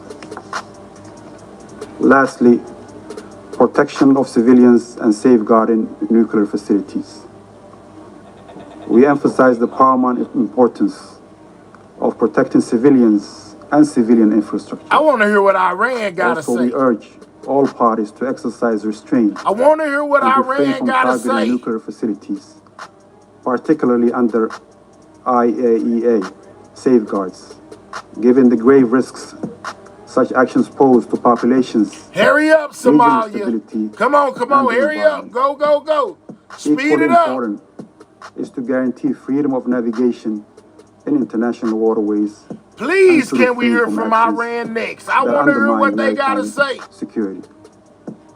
To conclude, Madam President, the challenges before us demand a collective, measured response rooted in dialogue, mutual respect, and a renewed commitment to multilateralism. Let's go, West Coast.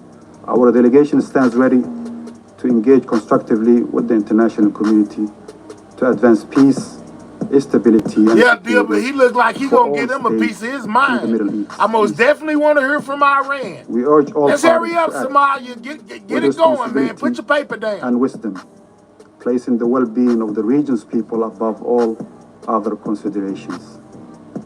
Our delegations echoes the SG call to give peace a chance. Give And Iran a chance to speak. Get off the mic, to seize man. this moment to redouble Get off the efforts mic. for de-escalation and a return to negotiations and a sustainable diplomatic process. I thank you. Thank you. All right. Thank the representative Let's go. of Keep it Somalia going. for his statement, and I give the floor to the representative of Pakistan. Now we got to hear from Pakistan. Lord have mercy. How much longer to Iran? For convening this yet another emergency meeting of the Security Council. And I would also like Maybe to when join I paused it a colleagues while ago, we got thanking past the- him. Let's go. Let me speed it up. Many members warned the international community of this grave violation of Man, I the want to hear UN Charter Iran. Let's go, and the Iran. risk of dangerous escalation. I don't want to hear from them too. I We want to have hear heard from the same Iran. We today can skip all of them around if the I table. could. But this is live. From council members as well as the Secretary General and other briefers. But tragically, developments over the past 24 hours have only confirmed those warnings. And it is unfortunate Thank you, that the Reed universal Books. calls for de-escalation and a peaceful resolution of this crisis through dialogue have remained unheeded. From the outset, Pakistan has adopted a principled position on Lone the woman, you don't run nothing over here. Don't tell me what to do. You know what I'm saying? You don't run nothing over here. That's why you a lone woman. A lone woman. You know what I'm saying? I'm the President Trump of this channel. You know what I'm saying? I most definitely control what goes and what don't go. I can speak as much as I want to. If you don't like it, go find you somewhere else. And I wouldn't mind if you did that. But don't you ever come over here trying to tell me what to do. You don't run nothing. these developments. A position based entirely on international law and the UN Charter. We have thus strongly and Drifter and Game, stop condemned spamming the Israeli chat with aggression, them Z's. express solidarity We get it. Stop and full spamming my support chat for before I Iran's deport you. inherent One and more, I'ma legitimate deport right you. of self-defense in conformity with the Let's Charter get of the United Nations. let's get in Games right up out of here because he don't listen good. The unlawful He steady spamming Israeli the chat. unilateral strikes on IAEA safeguarded Iranian nuclear facilities, called for bringing an end to this aggression, advocated cessation of hostilities and for reverting to dialogue and diplomacy for a peaceful, lasting settlement of the Iranian nuclear issue. In recent days, Pakistan's leadership, including the Deputy Prime Minister and Foreign Minister, has remained actively engaged in promoting those objectives through numerous and continuing contacts with leaders of other countries and our partners across regions, all in the interest of preserving international peace and security and in fulfillment of our responsibility as a member of the Security Council.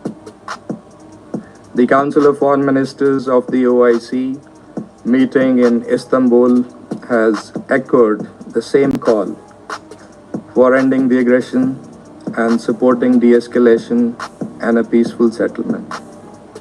It is in this context that we are seriously concerned by the recent developments that have further heightened tensions. Yes, I'm American. I'm most definitely black. Pakistan has You know what I'm condemned saying? the I've US never been to strikes on Africa, Iranian don't know nuclear nothing about it. facilities, You know, which I'm come American. on the heels of a US series of citizen. brazen attacks by Israel Don't get it twisted. on the nuclear sites. Let me recall that specific targeting of nuclear facilities under IAEA safeguards constitutes a clear breach of international law, the IAEA statute, multiple IAEA They're saying resolutions, that we breach as international well as law, Security guys. Council What Resolution comes next? 487. If they all determine that we breach According to international Article law, 25 what of happens the with Charter, Trump? Let me know in the members comments. of the United Nations agree to accept and carry out the decisions of the Security Council in accordance with the Charter. That responsibility to carry out the decisions of the Security Council is heaviest with the members of this Council, particularly the permanent members in the first place. Oh, okay, y'all bet. Madam President, we are deeply alarmed by the escalating situation. The sharp rise in tensions and violence as a result of the Israeli aggression and unlawful actions is profoundly disturbing. Any further escalation risks catastrophic consequences for the region and beyond. Pakistan stands in solidarity with the government and brotherly people of Iran during this challenging time. Oh, wow, they standing with Iran, President, guys. these attacks Pakistan set a standing with dangerous Iran. precedent and pose a grave threat to the safety and security of populations across the region. Let go, Pimp Tight. And indeed the world. As the body entrusted with primary responsibility for the maintenance of international peace and security, the Security Council must act urgently and decisively. We share a collective responsibility to, first, unequivocally reject and condemn the attacks against the Islamic Republic of Iran since 13th of June, being in clear contravention of international law and the UN Charter. Threat or use of force must never be condoned. Article 2.4 is clear, crystal clear in this regard. And so is Article 51. Second, denounce the attacks on IAEA safeguarded nuclear facilities, which violate Security Council Can we and get IAEA 20 more likes, resolutions, guys? as Double well tap as that screen international or click those humanitarian three law. dots, hit that Third, thumbs up. reaffirm the Another crazy obligation to question. protect Are they civilian having a meeting lives to take a vote and on what to property do on with both Trump sides. actions? All Well, parties basically, must now adhere they just fully speaking on to international how law, they feel about particularly Trump's actions. international humanitarian law. Fourth, call for an immediate cessation of hostilities and a complete ceasefire. Fifth, promote urgent recourse to dialogue and diplomacy consistent with the purposes and principles of the UN Charter to find a peaceful and lasting resolution to the Iranian nuclear issue. Madam President, In pursuit of these objectives, Pakistan has joined China and Russia in circulating a draft resolution. So they Among standing other with things, China and Russia. this resolution calls and for they an both immediate they all and standing with unconditional Iran, ceasefire, guys. urges all parties to refrain from further escalation, demands the urgent protection of civilians Oh my God, I and want civilian to hear from infrastructure, man. Listen, y'all. and supports a diplomatic He path talking too forward long. on the Dang. Iranian nuclear issue Let's get to that Iran. is acceptable to all parties. And listening to similar concerns and priorities expressed by many of the council members, with all council members in this regard. Madam President, the Middle East, you still talking, already burdened by prolonged instability, history of Israeli illegal occupation, and continued denial of the Palestinian right to self-determination and statehood, cannot absorb. Yana said, so man, we don't have any we must allies. act now to prevent the situation from spiraling further out of control.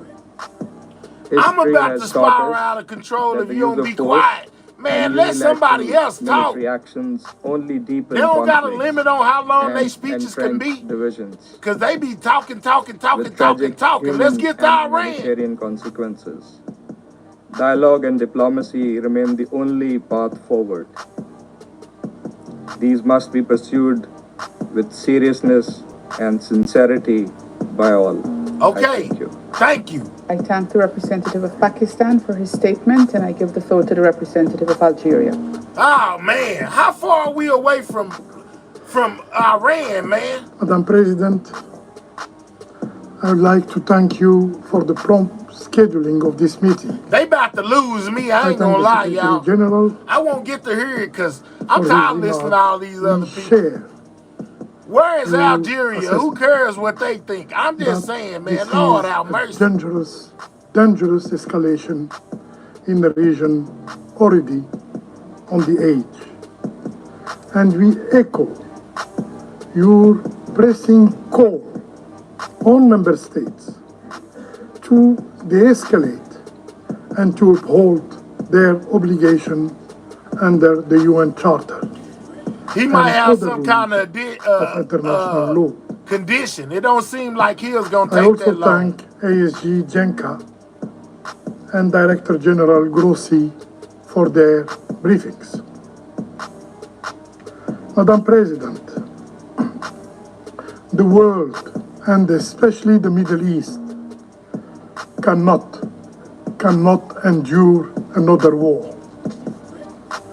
Unfortunately, events in the region are accelerating in an alarming Yes, Liz, let Iran speak. Forget the rest of these people. The Middle East dangerously close to an apocalyptic scenario.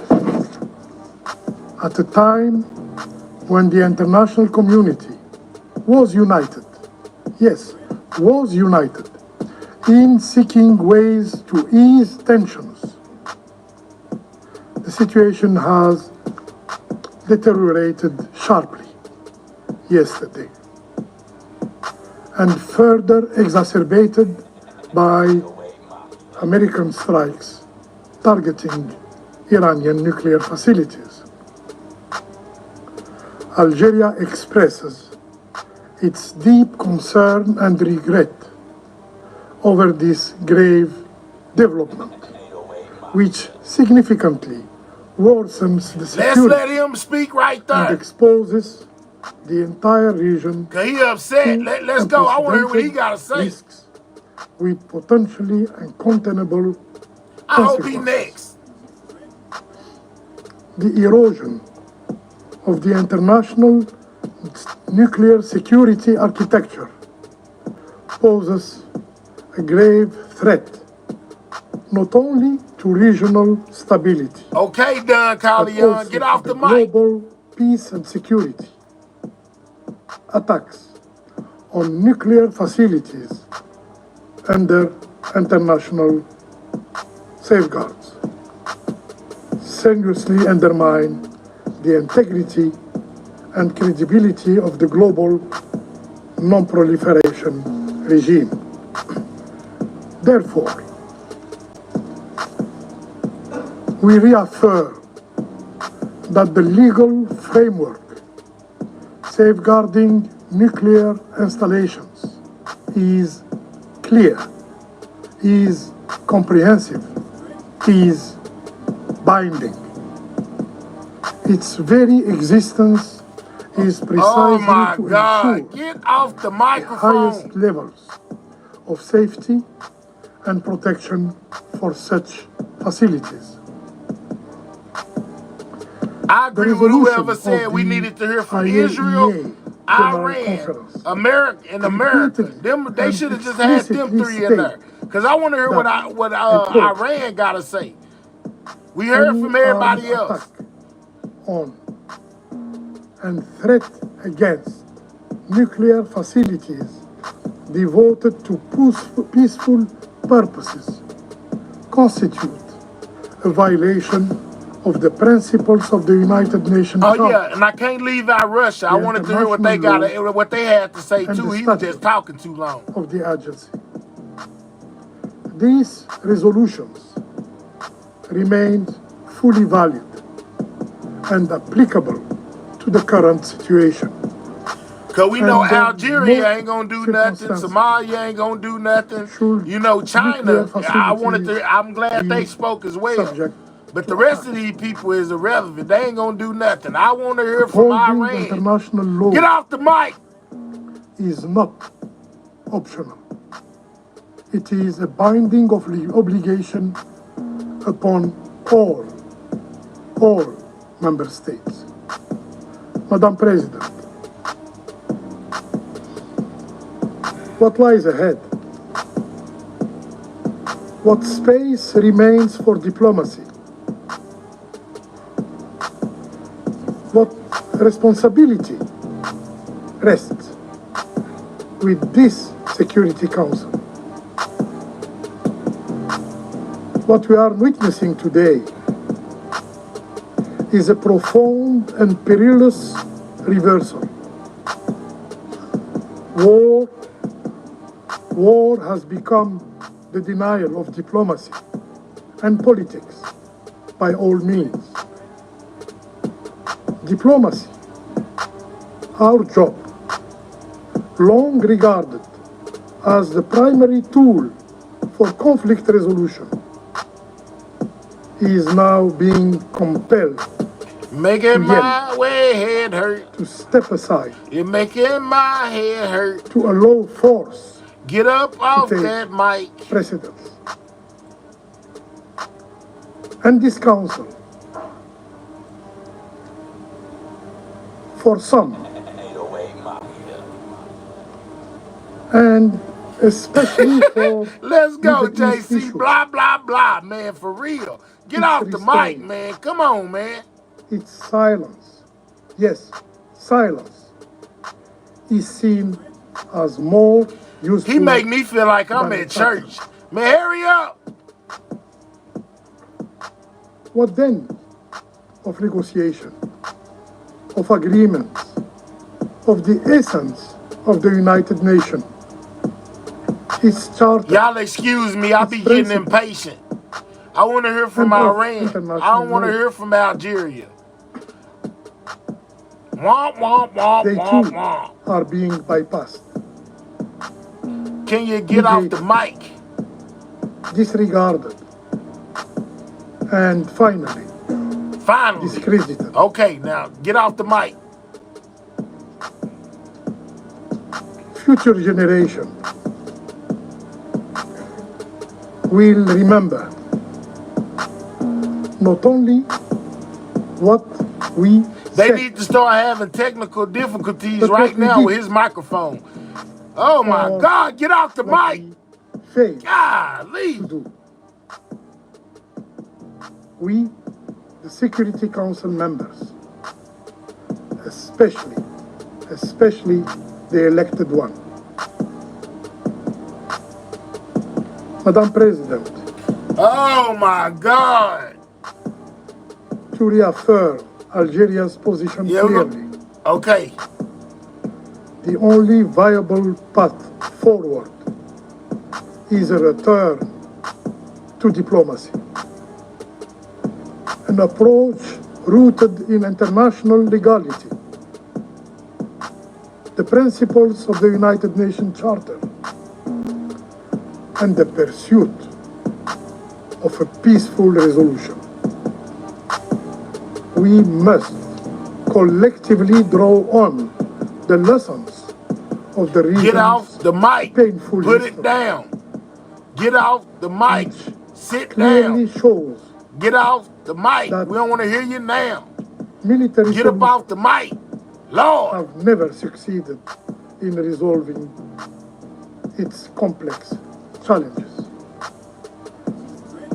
Algeria reiterates again its firm call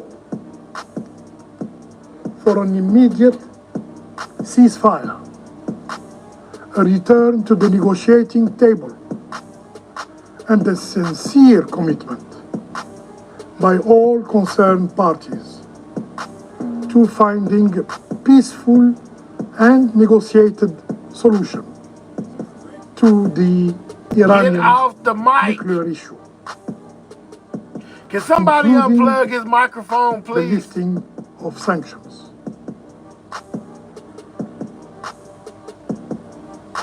Should I remind Oh what my the God. Charter clearly states,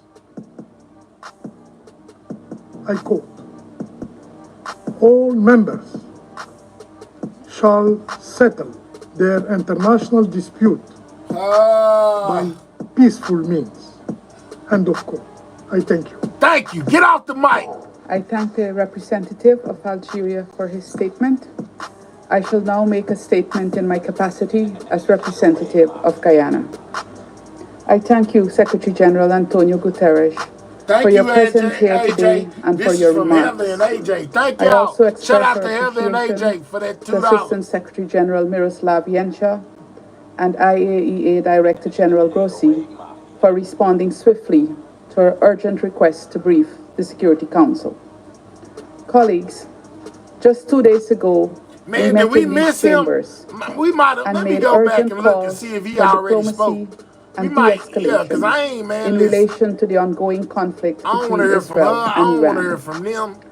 The Secretary General appealed to give peace a chance. He ain't even spoke and yet. We many got of to us sit through this echoed whole that thing. call. They saving him for last or Guyana, something. like so many other countries, including on this council, has consistently called for Israel and Iran to exercise maximum restraint.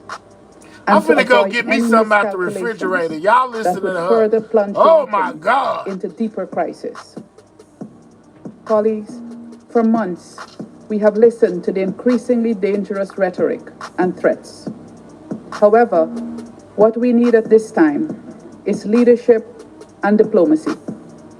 In this context, Guyana offers the following considerations.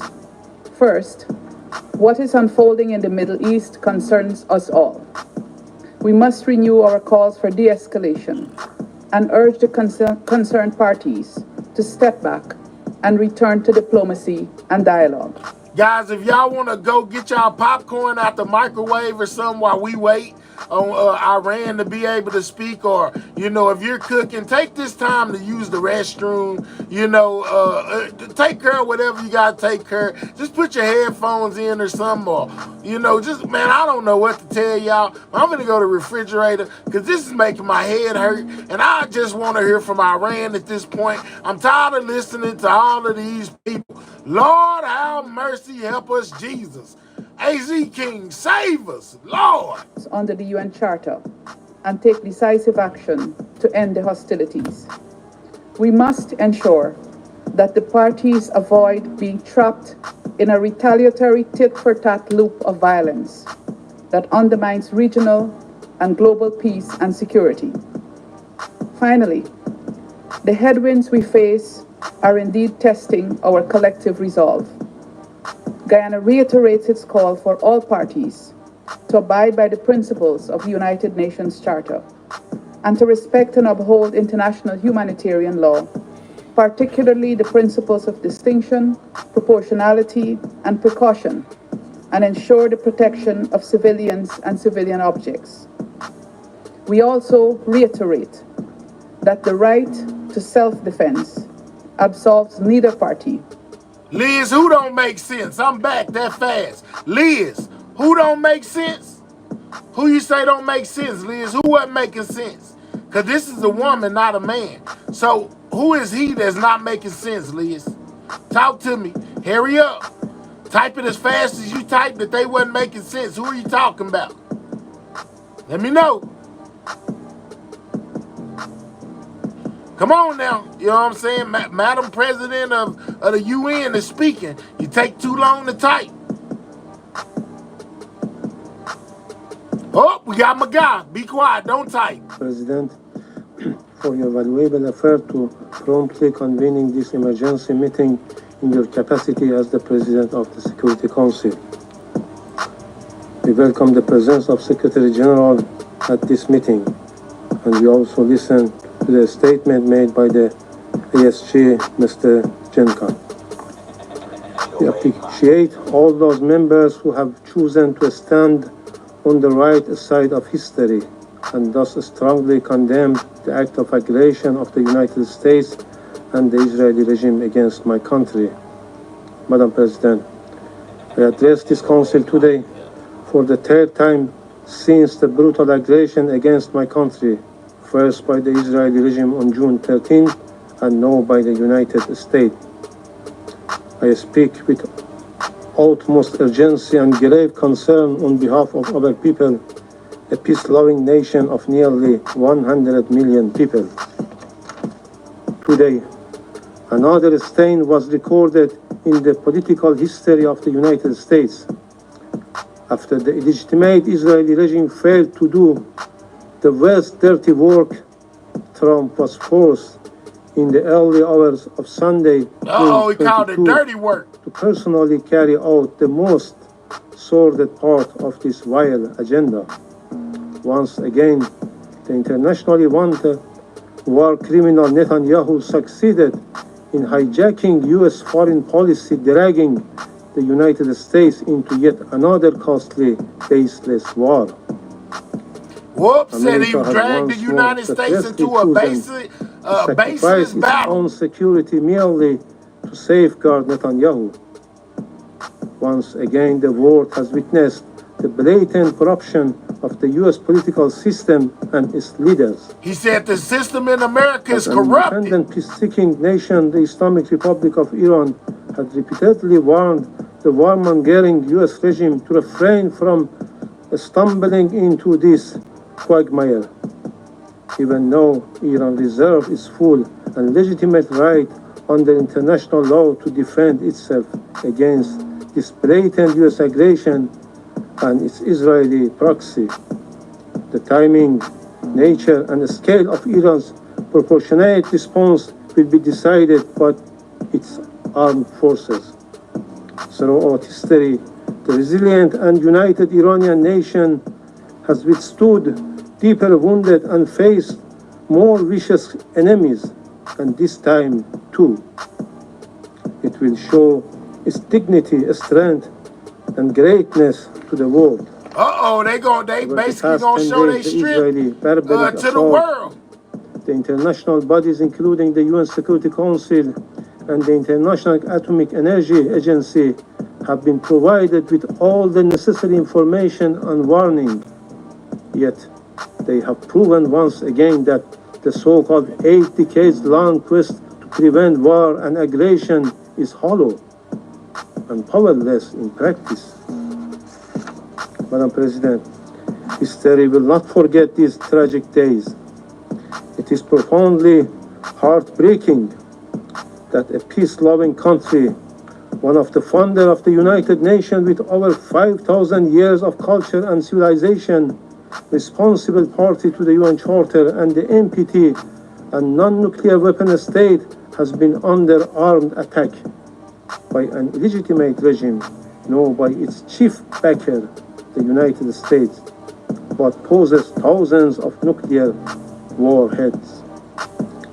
The United States, a permanent member of this council, the depositary of the NPT, and the only state that has ever used nuclear weapons, murdering millions in 2 cities, has now once again distorted to illegal force, waged a war against my country under a fabricated and absurd pretext. Melissa learned how to type, talking about nobody cannot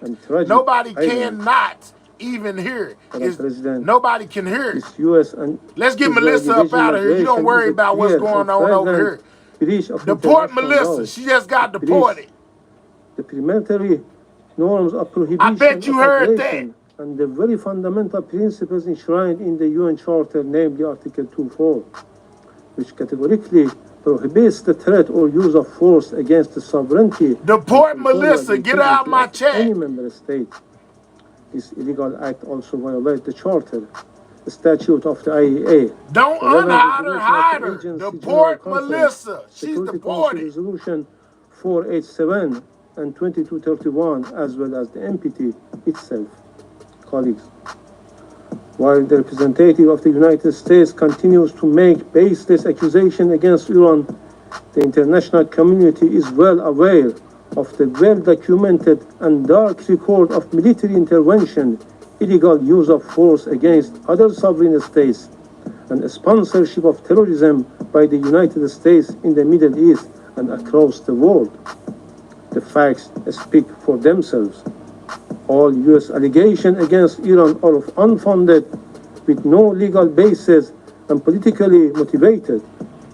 One clear example is the horrific and cowardly assassination of martyr Major General Qasem Soleimani and his companions.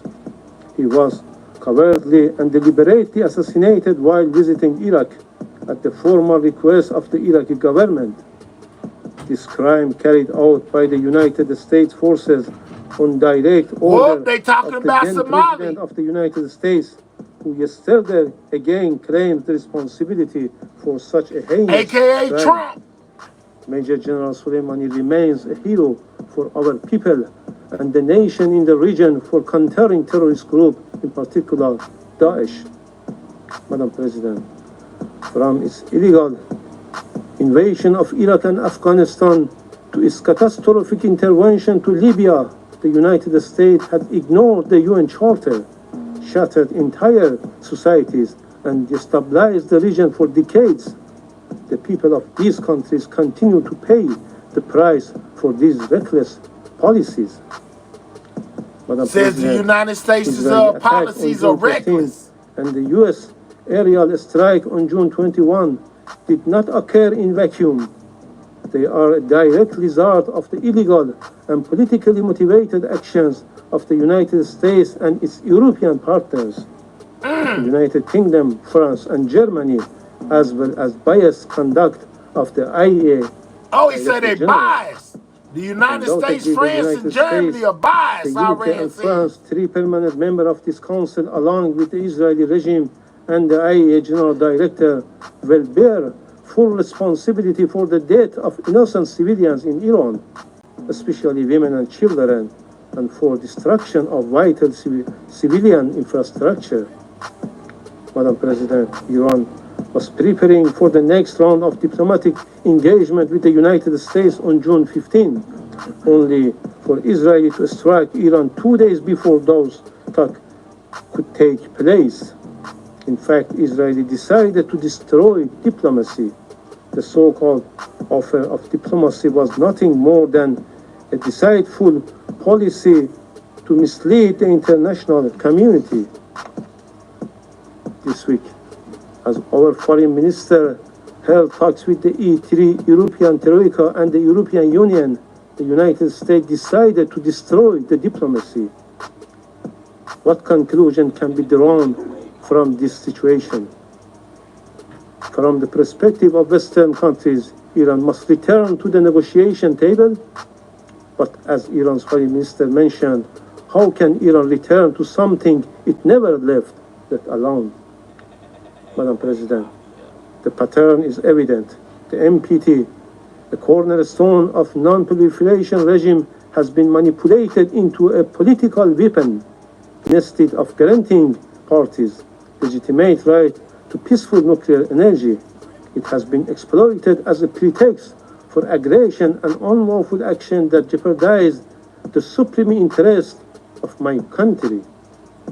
The selective double standards behavior of IAEA board Says double and the standards, Security guys. Council turning a blind eye to Israeli past attack They on turning Iran's blind eyes. reactor. It assaults on Iran nuclear sites under IAEA safeguards, and its ongoing aggression is a moral, political, and legal disgrace. This shame will forever tarnish the credibility of these international bodies. With such blatant bias, there is no assurance that the other NPT member will not face similar aggression.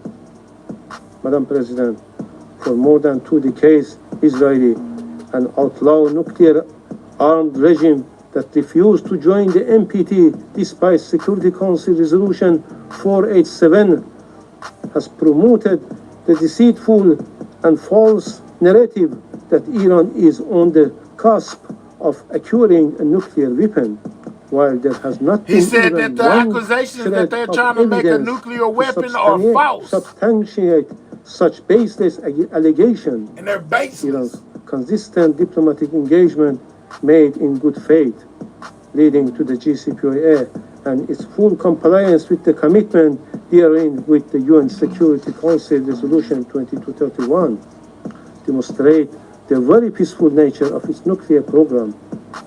Madam President, Iran is acting within its inherent unlawful right of self-defense under Article 51 of the UN Charter. We will take all measures deemed necessary at our disposal to protect our people, our sovereignty. Well, they're going to use whatever they can to protect their people. Vital interest and our peaceful nuclear program in accordance with international law. Once again, I would like to remind this esteemed body of its legal and moral obligation. If this Council and the United Nations built to maintain international peace and security fail to act at this decisive moment, they will forever lose their credibility and relevance. Israel and United States He's asking for the UN to step in. For eroding the rule of law, undermining international law, the IAEA statute, and the non-proliferation regime. However, the silence, double standards, and complicity of international organizations and some Western countries, including France and the UK, are equally reprehensible. The UN Security Council should immediately act under Chapter 7 of the United Nations Charter to redress such injustice and gross violation by strongly condemning the blatant aggression, violation, and heinous crimes committed against the Islamic Republic of Iran, adopting effective enforcement action against the aggressor, hold the United States and Israeli regime fully accountable, place the Israeli nuclear facilities under agency safeguard. He's asking the UN to hold us in Israel responsible. For the United Nations as a whole, every state and every responsible actor must rise to this occasion and condemn without ambiguity. These blatant crimes, failure to do so will lead to the gradual decline of the very aspiration of the non-proliferation regime and normalize a dangerous precedent when might, our rights, right, and where the fundamental principles of the UN Charter are trampled without consequences. Madam President, distinguished colleagues, we stand at the crossroads. Let us be the moment we put an end to impunity, the moment we uphold the principles on which this Council was founded. This Council must act decisively. Silence will be complicity in these crimes. If this Council fails to act and condemn this blatant aggression, the stain of complicity will forever remain on its conscience as it does with Gaza. I thank you. All right. I thank the representative of the Islamic Republic of Iran for his statement, and I give the floor to the representative of Israel. All right, Israel get to Thank speak you, Madam now. President. First, I would like to thank the Secretary General, ASG Yancha, Director General Grossi, for your remarks. Madam President, last night, history changed. The United States of America struck Iran's nuclear sites at Fordo, Natanz, and Isfahan. The United States, the leader of the free world, removed the greatest existential threat facing the free world. Just like our Operation Rising Lion, this was not a war of choice. This action was a necessity. It was a righteous act for the United States, for Israel, for the Middle East, and for the world. So the entire world should say on record today, here and now, thank you. Thank you to the United States for removing Israel the greatest praising us, threat guys. to global security. Thank you, President Trump, for acting when so many hesitated. Thank you for protecting the free world with strength and with moral clarity. Now, some come here to denounce the United States and Israel. So let me ask you, where were you? Where were you when Iran raced toward the bomb? Where were you when it enriched uranium far beyond the point of civilian usage? When it buried entire fortress beneath mountain to prepare for our extermination? Where were you when Iran turned negotiation into theater and deceit into strategy? You were silent. You were complicit. You were afraid. You were bystanders. Let's talk about it then, Israel. Months ago, I sat before this council and called for a coalition of the courageous. I called for a coalition with the moral clarity and strength to confront the greatest threat our world has seen since the Second World War.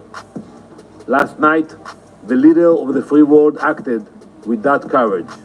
The United States acted, not just for itself, but for every nation that values freedom over radicalism. For every nation whose children deserve to grow up without the shadow of a nuclear disaster hanging over their heads. Now, the world must follow suit. Madam President, we have heard many calls for diplomacy today in this chamber. We have heard the Secretary General calls for de-escalation. You cannot ignore that diplomacy was tried over and over. The United States led that effort. Many nations here in this room engaged in diplomacy with determination and good faith. But the regime in Tehran had other plans. It used the negotiating table as camouflage, a delay tactic, a way to buy time while building missiles and enriching uranium. Iran negotiated agreements it never intended to keep. It made commitments it never honored. It answered deadlines with defiance and met oversight with obstruction. The free world gave it every chance. We gave it months, we gave it years, we gave it every possible off-ramp. Iran would not move. So it had to be moved. The regime goal was never peaceful energy. Its goal was death and destruction. Its nuclear program was not a diplomatic puzzle. It was a loaded gun Israel pointed at speaking the heart of the volumes, international guys. system and the stability of the world. To those who now fake concern and cry escalation, He said fake we say, concerns. this is what the last line of defense looks like, when every other line has failed. Make no mistake, the cost of inaction would have been catastrophic. A nuclear Iran would have been a death sentence just as much for you as it would have been for us. Madam President, while Iran fired rockets at synagogues, mosques, schools, and homes, the United States acted with precision, as does Israel. Israel's targets are not cities. They were not civilians. They were not homes or schools. They are ballistic missile launchers and nuclear sites. This is a moral difference between us and them. They seek chaos, we seek order. They build weapons to destroy the world. we build partnerships to protect it. As you all know, we have already gained air superiority across Iranian skies. We have acted with purpose. We have acted with restraint. And we will act with the moral clarity that has always defined our people. Iran's reach extends far beyond our borders. It arms militias in Iraq. It commands terror in Lebanon. It funds Houthis in Yemen. It plots murder in Europe. And it threatens every capital in the West with its growing arsenal of ballistic missiles. You cannot sit this one out. You cannot condemn the firefighters while the arsonist tries to light more fires. You cannot protect peace by appeasing evil. Colleagues, he just called Iran evil, guys. But when that moment came, we did not flinch. We know what happens when the world turns a blind eye to threats too terrible to imagine. This time, we acted. And this time, we were not alone. Let the record show, when the world stood at the edge of a nuclear disaster, America stepped forward. When time ran out, got involved. Should have stayed out of it, in my opinion. And when the moment came we ain't to got confront the nothing to do with forces of y'all. extinction, America led. Now it is time for the rest of the world to guarantee that the threat of a nuclear Iran never returns. Thank you, Madam President. I thank the representative of Israel for his statement, and I give the floor to the representative of Kuwait. No,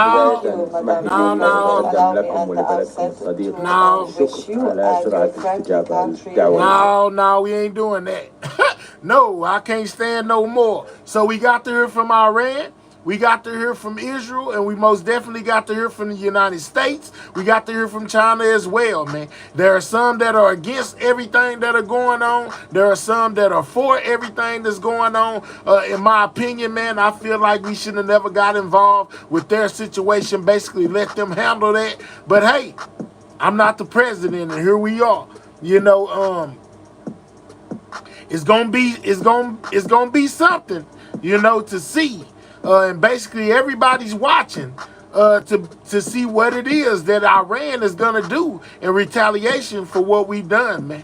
You know what I'm saying? All I can say is, man, I don't know what's going to happen. You know, most definitely preparing the best way that you can for whatever happens, because Iran said nothing is off the table. Meaning whatever they have to do, whether you're a civilian, whether you're a military, whether you're whatever you are, you know, they are prepared to do whatever they have to in order to retaliate against what we did, guys. It has yet to be seen what will go on. We most definitely heard what they had to say at the Pentagon. We heard from other leaders of other countries about how they felt about what went on. Man, all I can say is, man, pray. You know, pray. Because that's all we can do as civilians is pray. We ain't in control of nothing, you know, when it comes to that aspect. I just pray that everybody remains safe, you know, and I hope that Iran does nothing. But I know, you know, deep in my heart that some people believe, and from hearing what they saying, it's an eye for an eye, y'all. You know, so hope for the best, but prepare for the worst, man. You know, because it could go either way. I took y'all all the way down the journey as far as I could, as much as I can stand. And I can't stand no more at this point. If anything else goes on, anything else worth reporting on, I most definitely bring it to y'all. If you in the building and you ain't hit that like button, make sure you double tap that screen, hit those 3 dots, and hit that thumbs up. That's another way to hit the like button. Most definitely subscribe to the channel, man. This is Everything News, and we brought you everything we had on the United States, basically striking Iran. You know, 3 major nuclear sites, guys. How this will turn out, the world only knows. But I'll most definitely keep y'all informed. Shout out to anybody that sent a super chat or a super sticker. Shout out to anybody that sent any gifts. You know, shout out to my moderators, because y'all always make this worth it. You know what I'm saying? By keeping the chat in order. Salute to Twa for that $2, man. You already know what it is, Twa. Thank you. You know what I'm saying? Shout out to my sidewalk gang and my moderators, because I do have some of the best in the game. Shout out to the new subscribers as well as the old one, you know, and to everybody and all of y'all who most definitely support this channel. Make sure that y'all know I'm most definitely nothing without y'all. I'll catch y'all on the next one. Y'all be safe out there. Y'all already know how this go. Sidewalk gang, checking out. I see y'all later, man. Shout out to y'all. I'm gone.